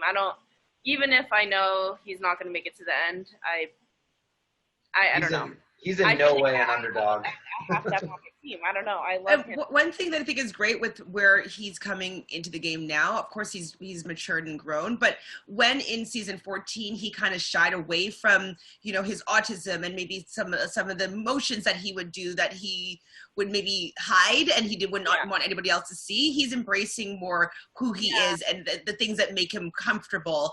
And so it's kind of like people are accepting him for who he is, and doesn't have to hide himself anymore. And I think that empowerment of him being more so himself, I think is going to allow him to be even stronger player than he was in his previous season. And I think that, he's going to have the audience supporting him 100%. I think his biggest problem that he's going to have is the fact that he's the only other winner with Nicole Franzel. And I feel like Nicole wants to be the only winner around. The only winner.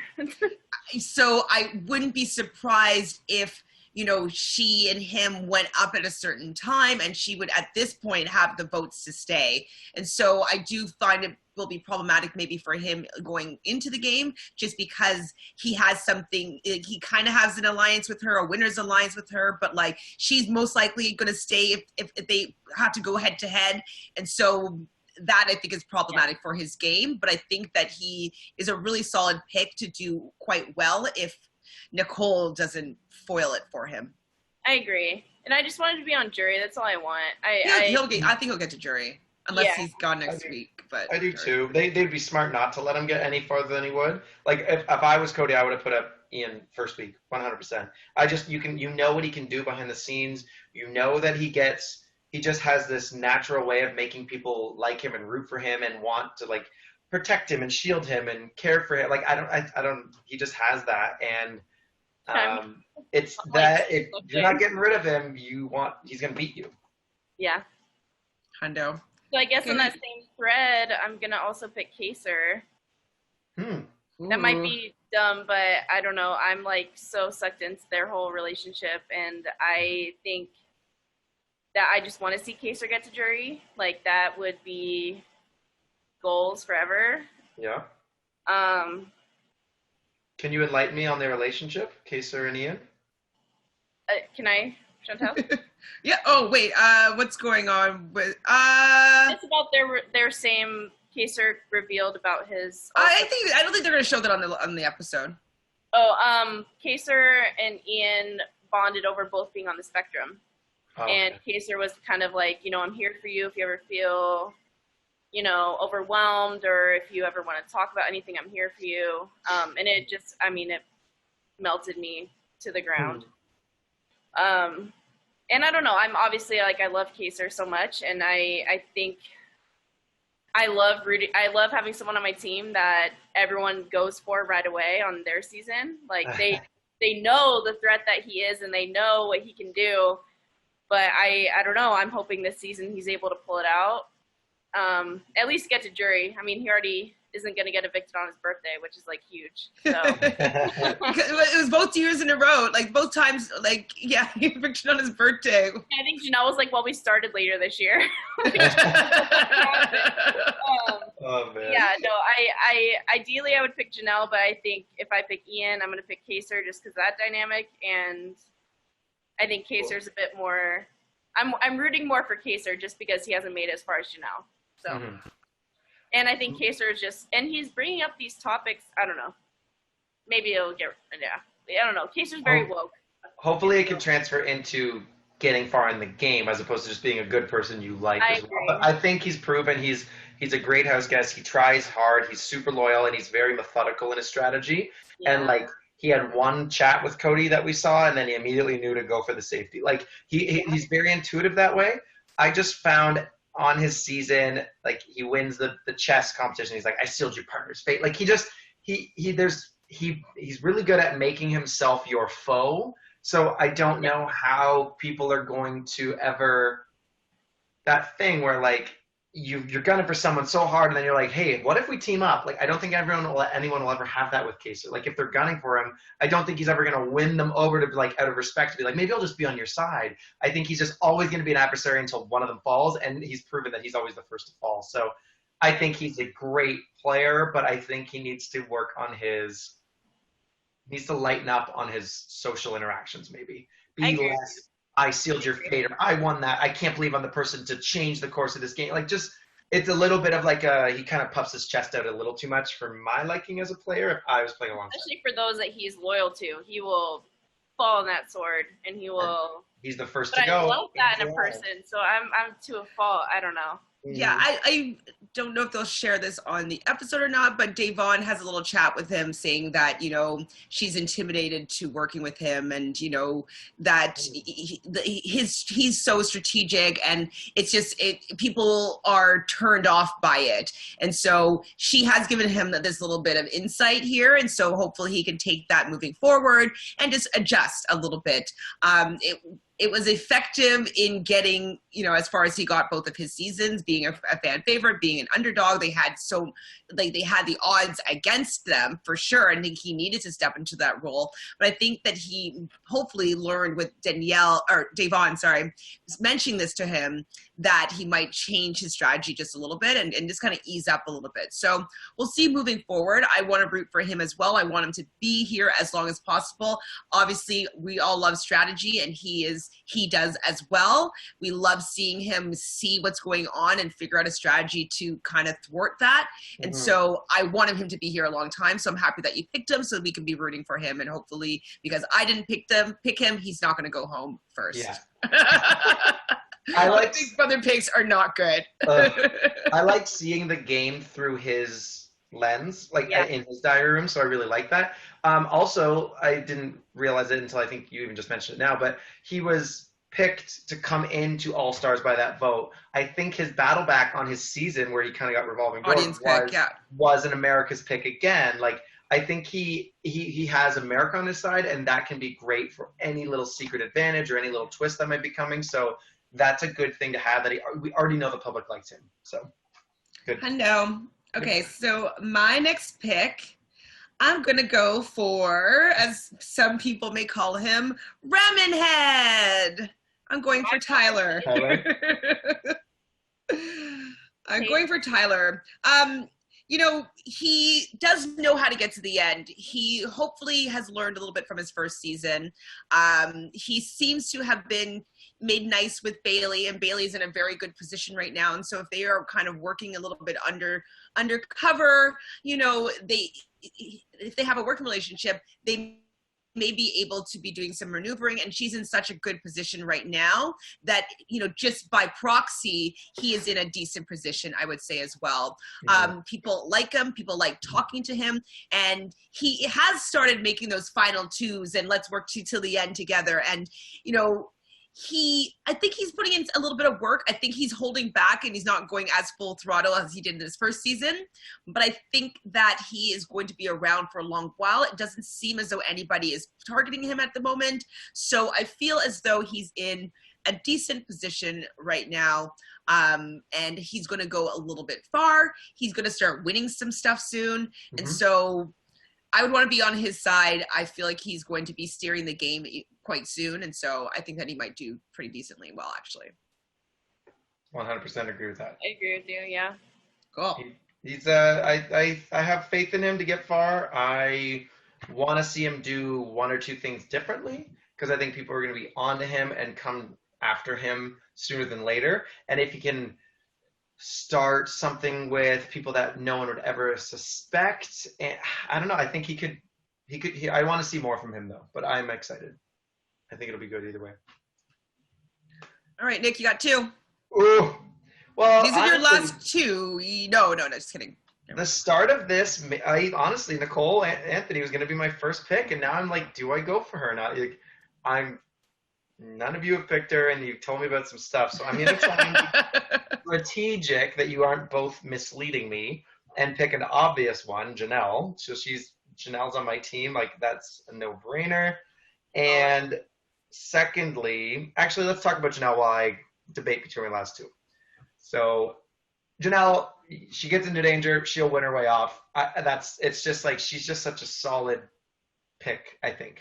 You already said she has this great connection with Bailey, and apparently who's being in a really good spot in the house. I think Janelle's really good at making people trust her. Even if they're scared of her, you still want to work with her. Like they were in All-Stars last time. Like, she just kept getting far. She was paired up with crazy huge targets and personalities in the house and still managed to get really far. So I think she'll weasel her way out of any trouble she might find herself in. And also with the same sentiment that you're saying about Kaser, she also would have any fan votes. And so kind of like how Alyssa did in season 15, like if there's any sort of way that the audience is going to be able to help out Janelle, And there she's will going to be. get the help. Like, this seems like the season, because they keep on being like, expect all these twists. There's all these secret rooms. There's all these new challenges. And like, yeah, like, I don't usually like twists, but if it's going to be saving Janelle and Kaser, I want every freaking twist, because these people are so damn scared of them that they just don't even have a shot to play the game. So have these twists come in and save them. And if it's an audience vote, Janelle and Kaser are always going to have that vote. So I think she's a solid pick to have. I know she works and performs best when her back is up against the wall. She's ready to stand up in front. Like, she's just so good to have on your team that if they don't take her out, she will probably go far. Well, I guess it's kind of redundant, but like very soon. Yeah. Any other thoughts, Brazil, about Janie? I mean, other than I love her. I know I love her so much. I was hoping she'd come back to me. I wasn't sure. I couldn't let it happen. She just surprises you every single time she plays, and I'm like, I want her on my team because she's going to do it again. And she's very good at people that she's not comfortable with, making them uncomfortable, and then making them kind of self-destruct, which I think is an amazing quality to have, because in Big Brother, let them self-destruct and then you sit back and watch. So I think it's a very strong pick, and I would have gladly taken her if neither of you did this round. So. Oh, I'm down to 2, and I still haven't decided. We just need 1 for now. I know, but down to 2. I see what you mean. Yeah. Okay. So I'm my no-brainer. I'm gonna go against it. I'm gonna go with Christmas. Back to season 19. She was so good at getting everyone to just feel happy and calm and good around her. I think she's genuine, but she's savage in the diary room, and she's very aware of what's happening. She had an uphill battle on her season, and she still persevered. I know a lot of people look at her and think she's useless and all that, but like, just having watched season 19 kind of recently, she went in trying to be this comp threat and this super physical beast, and she still managed to thrive having all that taken away from her. She had a whole group of people throw her a physical running HOH with a broken foot. Like, that still just takes some sort of quality that you have to have. And she got to 3rd, and Josh, who was her biggest fan in the game, cut her because they knew she was going to win. So I just think, yeah, you cut her at 3rd, but no one's going to want to cut her throughout the game, because she's just such a comforting presence, and she can win things and keep you safe. And I just think, I think Christmas, I would be wooed in by her if I was in the house, and I think that they will be as well. I don't want to say who my other person was. Don't. But, like, it's fine. Yeah. I mean, I'm not sold on Christmas personally. I definitely think that she could be a threat competition-wise. I just don't know if her strategic chops are going to be enough for her to get further along in the game. She might get to maybe jury, but I just don't know if she'll be able to get to the end. From what's been going on in the house, I actually think she might be a target sooner than later. Damn it. So maybe, though, like, she might not, but like right now, maybe. And just from her personality, I know it's because there's other people in the house that I like better, but whenever she's on the live feeds, I always try to switch to another feed that I want to watch somebody else better. Yeah. So I don't know if it's because she's not engaging, or if it's because I like other people more, or if the conversations that she's having with people aren't engaging, like what it is, but I'm not interested in watching her play. And so I'm wondering if the house guests also aren't interested in playing with her. You know what I mean? So I don't know if that's going to translate into her not doing that great, but I'm not really that interested personally in seeing it. So mediocre. Early weeks, you're interested in getting out the person that you are gunning for. It's not so much, I don't want to play with you, therefore you'll just magically get evicted somehow. I think she might be a victim of a twist where it's like, vote to save one person if no one votes for her, sure. But I think like you have to actively target people in the early game. I think she'll be aware of when she's not feeling safe to use her safety suite, if that's sooner than later. And I think she could also just win comps to get the safety suite, or to get the veto, or to get the HOH. So I have faith in how sharp she is. We even talked about how the women had an uphill battle, and she still did that puzzle faster than all the other women, I think. So I don't know. I have faith in her. I don't necessarily pick the liked house guests by the fandom. I'm picking who's going to win with this cast dynamic So I must in be this frozen. situation. You guys are frozen. Yeah. So I think this is just. I think she'll do well in this specific season. So I'm hoping. We'll see. Not sure about that one, but Brazil, okay. do you criticize Christmas?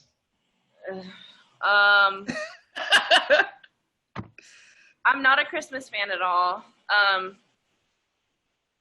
I don't know, it could just be the live feeds thing, but she's very me.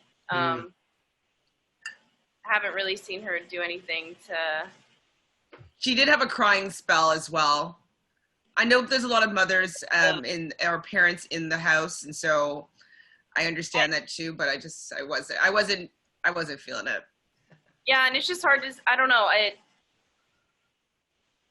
just from her season with her and Paul and John, I don't know, nothing really excites me about her. It's hard to see that, I mean, I know that she on paper should be a comp beast, but it's hard to see that because she was on a scooter for I don't know how many months.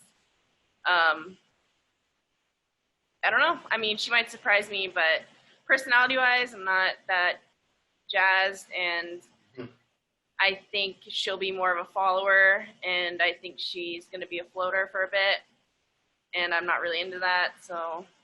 Those people go far, though. That's why I picked her. They I like do. season to season. You're right, they do. Go far. Just not my cup of tea. But Did you watch BB Can 8, Brazil? I did not. No, okay. Well, I did not. I'm sorry. It's okay. I'm the worst American. Chantele, it's happening. Oh, yeah, it's happening, Chantele. And you're next. Is it my turn? No, it's Chantele's next. That was fun. It's so We're fun back. when I'm on the other side of like the time warp. So this may be a surprising pick to both of you, and a surprising pick to myself. But with whom are left on the board, I'm going to take this week's current head of household, that being Cody. I'm going to take Cody this time around. Now, as much as I don't particularly care for Cody, I do feel as though he is doing a decent job setting himself up. It doesn't seem, from what I've seen so far, that people are necessarily going to come back and target him. Even Kevin hasn't even been saying, I'm coming back to get Cody. He hasn't really seemed to have created any vendettas with anybody. What are you? He said it at the nominations. He said, I can't wait next week because I'm gunning for Cody. He said it in the nomination, but that might have just been for TV. Yeah, and so from what I've seen so far, it doesn't seem as though that's what he would do. I think that he has made a few different alliances, and he's starting to work with different people. So I think that he's in a pretty decent spot, especially being the first head of household. He's done some legwork, groundwork that I think that he's going to be safe a little bit. I think he should definitely still play for that safety suite next week because, he is a tasty little target. But I think he did a decent job with the first kind of household, especially being a comp beast. Like, I think he's made some headway with some people, and he has some alliances that he's working with. So, Cody. You took mine, so. He was my other one. So yeah, I was about to pick him instead of Christmas, but my only reason was he's outgoing HOH. I don't know if he's building the bonds as much, and he just has a reputation on him. Also, when I saw him, how he spoke to Kaser and Janelle, I'm like, maybe he doesn't have these social strategy chops that he didn't need to use because Derek or Frankie or whoever was using their better social games to make sure he was safe within their boys alliance. So I'm worried he might slip up, say something wrong, and then just like someone like Davon who will just snap their teeth around him because he slipped up on something, right? So I think he's maybe a little greener than we think just because he got second. I don't think he was carried by Derek at all, and I think he won the final veto, which was like a really hard puzzle on his season. Like, he's smart and he's good, but I just don't think he's going to have the right conversations at the right times necessarily. Great. Anything to add, Brazil? No, I mean, I was gonna pick him because I think that even if we haven't seen it yet, I think he's made some decent alliances to where people will keep him safe. Because if you really think about it, he was kind of open with a few people about wanting to nominate Janelle and Kaser, and then had to pick 2 more. So, that's kind of 4 enemies that he might potentially have, but also other people that are willing to kind of protect him, in the weeks moving forward. So he was going to be mine. And he's compy, so you can't really look that over. Mm-hmm. He has that connection with Memphis already and Nicole. That too, yeah. That's good. Like I think people are gonna know about these connections he already has, and he's gonna just be collateral eventually. And if he's sitting up there as a pawn, and the other person wins veto, and he's still up there, it's like, well, why wouldn't we take out Cody at this moment? So. Well, and people know how loyal he is too. I think they see how. I mean, I don't think he saw when he was in it that how easily he would lose to Derek, but I think that people did see that he was that loyal, so I think that might also work in his favor. Well, Davon and Paulie didn't get along, I don't think, right? No, but apparently they made amends, so they should be okay now.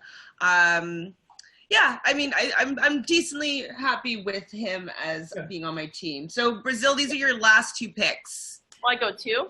Last 2. Nicole Finish A. out your team. Nicole A. Yeah. Even though I think she's not playing as I would have imagined her to, and I think it's a little bit sloppy from what I have left, I'm going to go with her.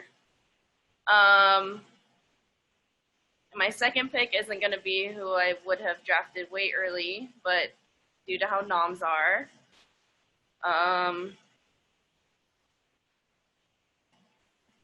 Oh, man. I don't know if the smart... I don't know. I wanted more girls on my team, but...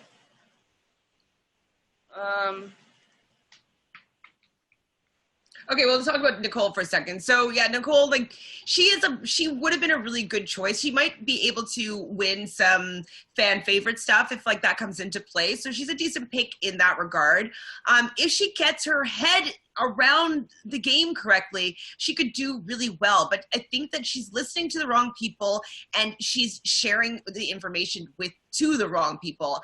And so she has to remember that information is so much power within the game of Big Brother. You need to use what you know very strategically, and just to be like willy-nilly in giving out all this information when you're not even gaining anything. Been her downfall so far. She's not in any danger right now, but she may be in danger next week, and this information that she's been sharing would have been useful for her next week. And so it's gonna bite her in the ass when it's like people that are diehard loyal and are known for being loyal, and then she's going against them. Like, that's an easy target. I hope this comes out in the episode, because I want to know what you're talking about, but like, not in a way that it would come out. It would come out in this episode, probably, or maybe in the beginning of Thursday's episode. Yeah, I think this would come out. Okay. I think so. If it doesn't, we'll talk about it. Yeah, sorry. Go ahead. No, I just, like I said it already, like Nicole was going to be my first pick. I think she had a lot of this journey on season 21 where she was an outsider. People were putting words in her mouth. She was bullied and left out of the group conversations and like telling things and trusting people, and then they were completely blowing it up in her face, I think twice. Like, didn't Bella screw her over twice? I don't know. Just like, I think she had that, but then she found a solid duo in Cliff. She had Catherine, and they kind of just like weaseled their way into the top 8 along with Jess or whatever it was, and like they kind of just made a name for themselves. So and she won when she needed to. So I think she has enough within her as an individual, and she needs to find her footing within this group. And I think with enough time that she can do it. I still think sitting up to most of these people on the block on Thursday night, you're just not going to think Nicole is the one you want to spend this vote on this week at this time to get her out right now. So I think she might be in danger. She might be a nominee, but I think she can still hopefully use the time to build up these connections. And that's why she was going to be picked. If it got around to me, I was going to pick her, but good pick. So my second pick is going to be my other pawn, David. I don't know. We haven't seen anything from him, so I think it is a little bit of a wild card choice, and I think he might be a pawn. Or no, I know he will be a pawn moving forward. But Do you mean like a pawn on the block or a tool? For weeks, so I think pawn on the block is what she meant, right? You think he'll be a pawn on the... Yeah, on the block. Sorry. Okay. I think he'll be used just because people won't be scared to send him home because they don't know where he stands, but also if they put up someone strong next to him where they do know where they stand and they do know their ability and they're more of a threat than David is, I think David will stay around for a bit. Mm-hmm. I'm not sure he'll make it past jury, but due to what we have left, I'm willing to take a chance on him. He's probably going to be a perpetual pawn, and you guys both know that I hate if the pawns go too far, so I don't think he's going to be able to win the game. Shit, I might be frozen. No. Am I frozen? No, you're fine. No, you're not frozen. And so I feel as though what he lacks in his game is he doesn't give any assurances. It might be different if he's on the block or whatever, but I don't think people are going to be afraid if he stays, they're going to come retaliate against him. Like, he's just so non-threatening in every sort of regard. So it's kind of like he's just kind of a useless piece that people can use however they feel like it, and they'll take him out whenever they feel like it. I just don't know if he's an active participant in the game. And so I don't think he's going to do well, but he might go a little bit far. Yeah, I agree. think, like I was saying, that he's going to be a free agent, kind of stumbling around in the dark, like he literally did on his season.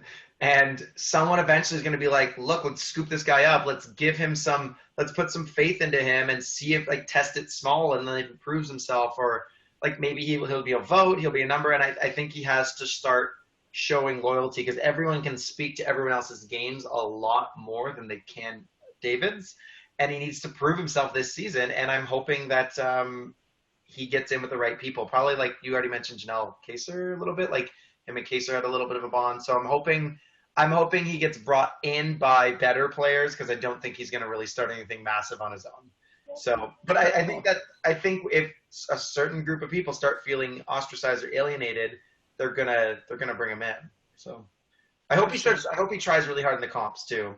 Like, I think Mickey just put him up to be one of the 4 to go through that gauntlet to see if he can come back in the house, because he's like, I don't think anyone's going to notice or care, and he maybe will take it kind of fine. And I think, yeah, like you said, Chantele. So I hope he just tries really hard. And he is being folded into some alliances, so okay. He might do well, but I just don't know if he's going to be able to adapt fast enough. This game is moving a lot faster than most Big Brother games are, because not everybody is learning how to play. Everybody already knows how to play the game. So I don't know if he's going to be able to catch up in time to be competitive within this particular version of the game. Mm-hmm. But he's going to be carried along for a little bit. So we'll see. I mean, I don't think he's going to win. I don't think there's actually a chance that he's going to win, but he might do better than we expect. I just feel better about him than the other 3 left. Okay, so my final pick is going to be Kevin. I know that he's on the block this week. I feel as though I think that he's going to stay because they probably want to weaken Janelle and Kaser. And so I think that with keeping Kevin this week, it's that Janelle and Kaser want to keep Keisha just because they're kind of in the same age bracket. I know that Kevin is kind of old school as well, but I think that there's been more bonds been met with Keisha. Keisha also has that potential Memphis alliance going on. Like, that hasn't really come to a head on the feeds or in any episodes, but they could be scared of that being a duo, so get rid of that duo. And so I feel as though because Kevin is most likely going to stay this week, he may be able to fall back and hide in the background. He may also be gunning to win that head of household next time around because he was already in danger, that like it might put the fire underneath him to like go out and win this one. And so he might be able to get some, make some more allies and steer the ship a little bit and set himself up better for the more later on in the game. And so I'm hopeful that the fact that he's going to stay, it'll allow him to do a lot better than maybe would be projected yesterday. I love Kevin. I think I'm rooting for him, even though he's on your team. And that you picked David over him? He could have just only easily because been on he was yours. on the block, and I told myself I wouldn't pick either one on the block because I would have picked Keisha like way higher up just because of how much I love her. But I vowed to myself I wouldn't pick either Kevin or Keisha unless I went last. So, but yeah, I would have picked him over David no matter what. I would see. I wouldn't. If it is Keisha Kevin on the block at the end of the week, I would see Keisha as not fitting in, not being that strategic, and I would vote out Kevin because I think he made it way farther in the game than Keisha did on her season. You know that he can be smart and savvy, and even if he plays a little like nicer, quiet up front, I think I remember him. Wait, Keisha was 4th and he was 3rd, no? Yeah. Keisha got 4th? Yeah. Oh, I thought Keisha got like 7th or something. Oh.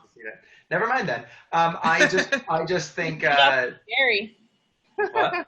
She got by Jerry. Yeah, Jerry got 3rd. Okay.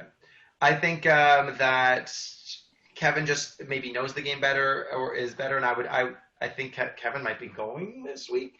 And especially since Keisha already made friends with people, if she's already in with Kaser and Janelle, and then they're going to find some starstruck people that want to work with them, and maybe they'll slowly turn this thing. So, I mean, I don't know. I still think Kevin's a good pick, though, because I think he has a good grasp on the game. But that social chat with the HOH, like the talking about how he feels ostracized, and that, it just wasn't well done. And I don't know how many other kind of conversations he's having like that. So I wanted to pick Kevin earlier, but I just don't think it's his season. So I hear ya. Mm-hmm. And Nick, who is your final picky pick between Nicole Franzel and Keisha? Well, Nicole, obviously. I wanted to pick Nicole earlier. We talked about this a few weeks ago, how I think that she's just like, she's a threat. She's done well both her seasons, and you still just kind of don't vote her out. You even just said, you're like, even if she's on the block, they might just keep her anyways. Like, I think she's one of those people, kind of like Nicole Anthony, that they're a threat, you have to deal with them, but there's still kind of like a waste to go after early. And I think everyone saw Nicole come back on her season and win the first HOH, and then they just kept her around, and she can surprise people. So though she won't have a showmance, like she has both her times playing, I think she has the good bond with Cody. They'll probably get roped in with Memphis. She's proven to be a good fighter within the alliance. Like, you're not aligning with a dud. Whether you like her or not is another story, I guess. Or like whether anyone playing with her likes her or not, you still might want to just keep her because she usually does what she says she's going to do. But it's funny how I picked both Nicole and Davon. So hopefully, if there is a battle royale between them, at least I have one person going forward from that battle. Yeah, I mean, she's not a bad pick because right now she's set up pretty decently. I just think that with her antics in the house so far, she's just kind of annoying. She has some bad blood with more than one people from stuff that's happened outside of the game. I just think that might eventually come back to haunt her. So I don't like Nicole Anthony thing. Like, it just would mean that Nicole Anthony doesn't care for her to be there that much. And so that she might be willing to vote her out of the game. And, with Davon, she might be willing to vote her out of the game. And so with the fact that she has a little bit of bad blood, I just think that it's not necessarily best moving forward with her. Mm-hmm. But she's not in the worst position right now in the game at all. So would you have picked Nicole Franzel over David? I would have. No, I would have picked David. I would have picked Nicole. I've seen more Nicole. I'm telling you, I had Nicole Franzel 16th. I had Christmas 15th and her 16th. Well, I got all the duds, I guess. But I mean, they could prove us wrong, but they're just. I did not have. I can't. Christmas was not coming on my list. Well, I'm gonna shock you all because they're gonna shock all me. Of us. Yeah, I don't know. I have faith in my team. I mean, teams are not so bad. So just to let it be known, Brazil, you have Bailey, Ian, Kaser, Nicole Anthony, and David. I have Enzo, Danny, Tyler, Cody, and Kevin. What a weird team for me. Okay. Uh-huh. And for Nick, you have Memphis, Davon, Janelle, Christmas, and Nicole Franzel. Yeah, your team. Yeah, I don't know. I feel like all of our teams are pretty decent, actually. They're decent teams. That's what a snake draft does. Yeah, they're all pretty good. Yeah, I mean, I'm happy with my team. I could see anybody on my team at this point winning. Yeah. Not anybody. Definitely see a member of my team winning it. I was reading like the tweets. You know how it shows like the tweets during premieres or just on the American show, and it said like the girls are going to walk over the guys this season. Yeah, the women. So when you were seeing it back, I'm like, oh, I have 4 women. Okay, that's good because I also kind of agreed with that tweet when I read it. Like, I think the women are like there to play, and some of the guys are figuring it out along the way, maybe. But yeah. You have a pretty rootable team, I'd say. Yeah. Actually, yeah, and so do you. I think you're Bailey, Ian, Kesar. No, you have a very rootable team too. Yeah, I gave a thumbs up when I heard Brazil's team because I was like, in retrospect, it's pretty solid. If I had Davon, I'd be. No. No. If I had Davon, oh, that would be my dream team right there. Mine's like Team Boys. I don't know. I've never really. I know, and I heard that, like, wait, she have one girl?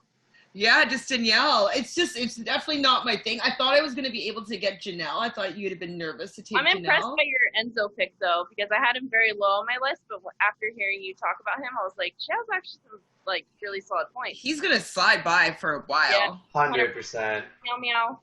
I think he's cute. I have a mini Enzo crush.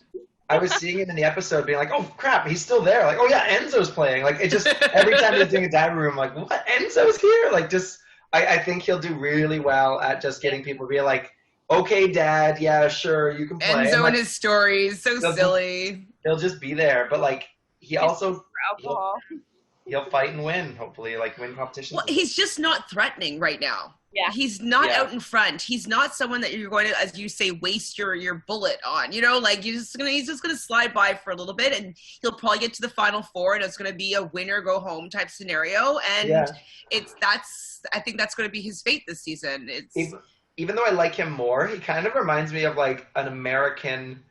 The American version of like Bruno from BB Can, like just like the dad that you don't really remember. He's kind of there. You don't hate him, but he's just kind of like there. And I think Enzo's more likable than Bruno, but I think they're gonna have maybe similar games. We'll see. But it's just whether he can bond with the guys. Like Cody and Memphis were both in massive guy alliances that worked really, really well, and so was Enzo. Those 3 are gonna realize that, and I think they're gonna make something happen. So we all have a member of that team? No, you have both. You have Cody and Enzo. Still. Well, we'll see what happens. I'm excited to see how these teams play out. I think it'll be interesting for us to talk on a weekly basis as to how our teammates are maneuvering the game, if you guys are into making this a regular habit. Mm-hmm. I'm so shocked right now. Like, I honestly thought Ian and Nicole Anthony were going to be at the top of my team, and I let them both slide. I think that they're going to be the next 2 nominated. That's my thoughts. Like, Ian and Nicole Anthony? Like, that's kind of where I'm feeling. Like, wow. That's how I feel. Depending on who's HOH. Well, yeah. No, I agree with you. Wow. Okay. Like, kind of. Like, they're a little lost. Well, no, Ian has not been talking a lot, but they are very threatened by him. And so it's the threatened by him that's the biggest problem. I wouldn't be surprised if it was like a Nicole Franzel and Ian on the block situation, target the 2 winners.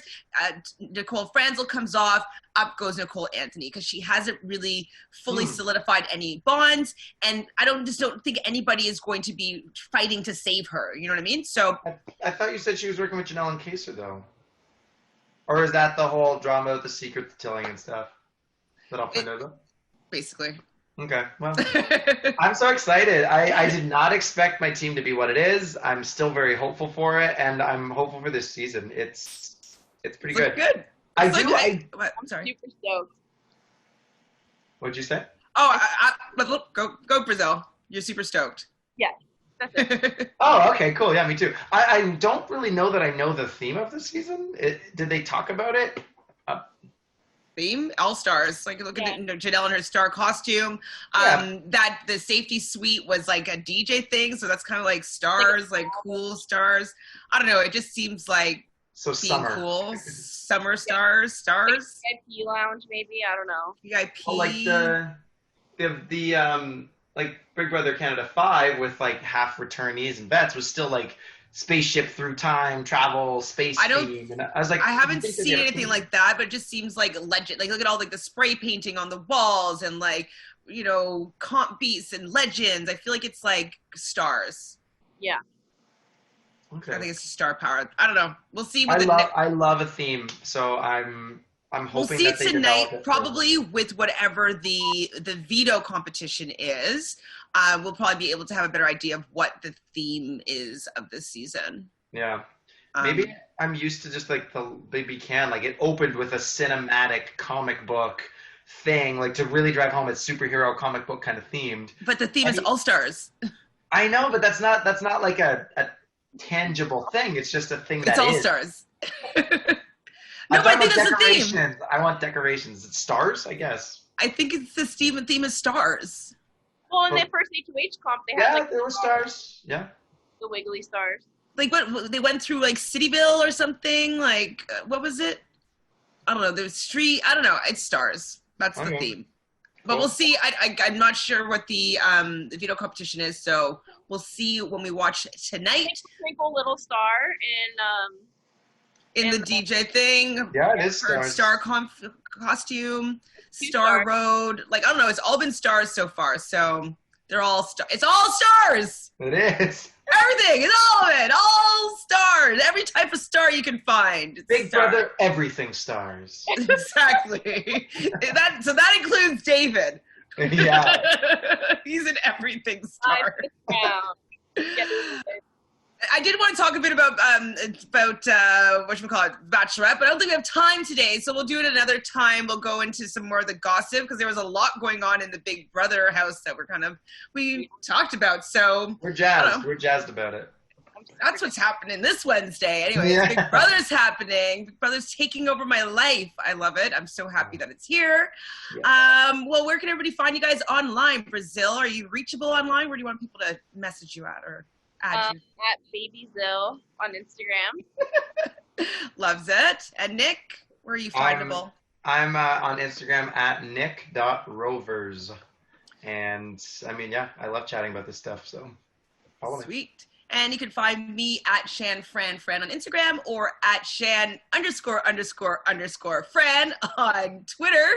And you can find us at Reality Realness with 3 S's on both, except there's no E on the one on Twitter. So it's like NSSS because there was too many letters. Isn't that annoying? Anyways, make sure you subscribe right down below. Hit that like button if you like this episode. Ring the bell so every time we have a new episode, you will be notified. Any last words, people?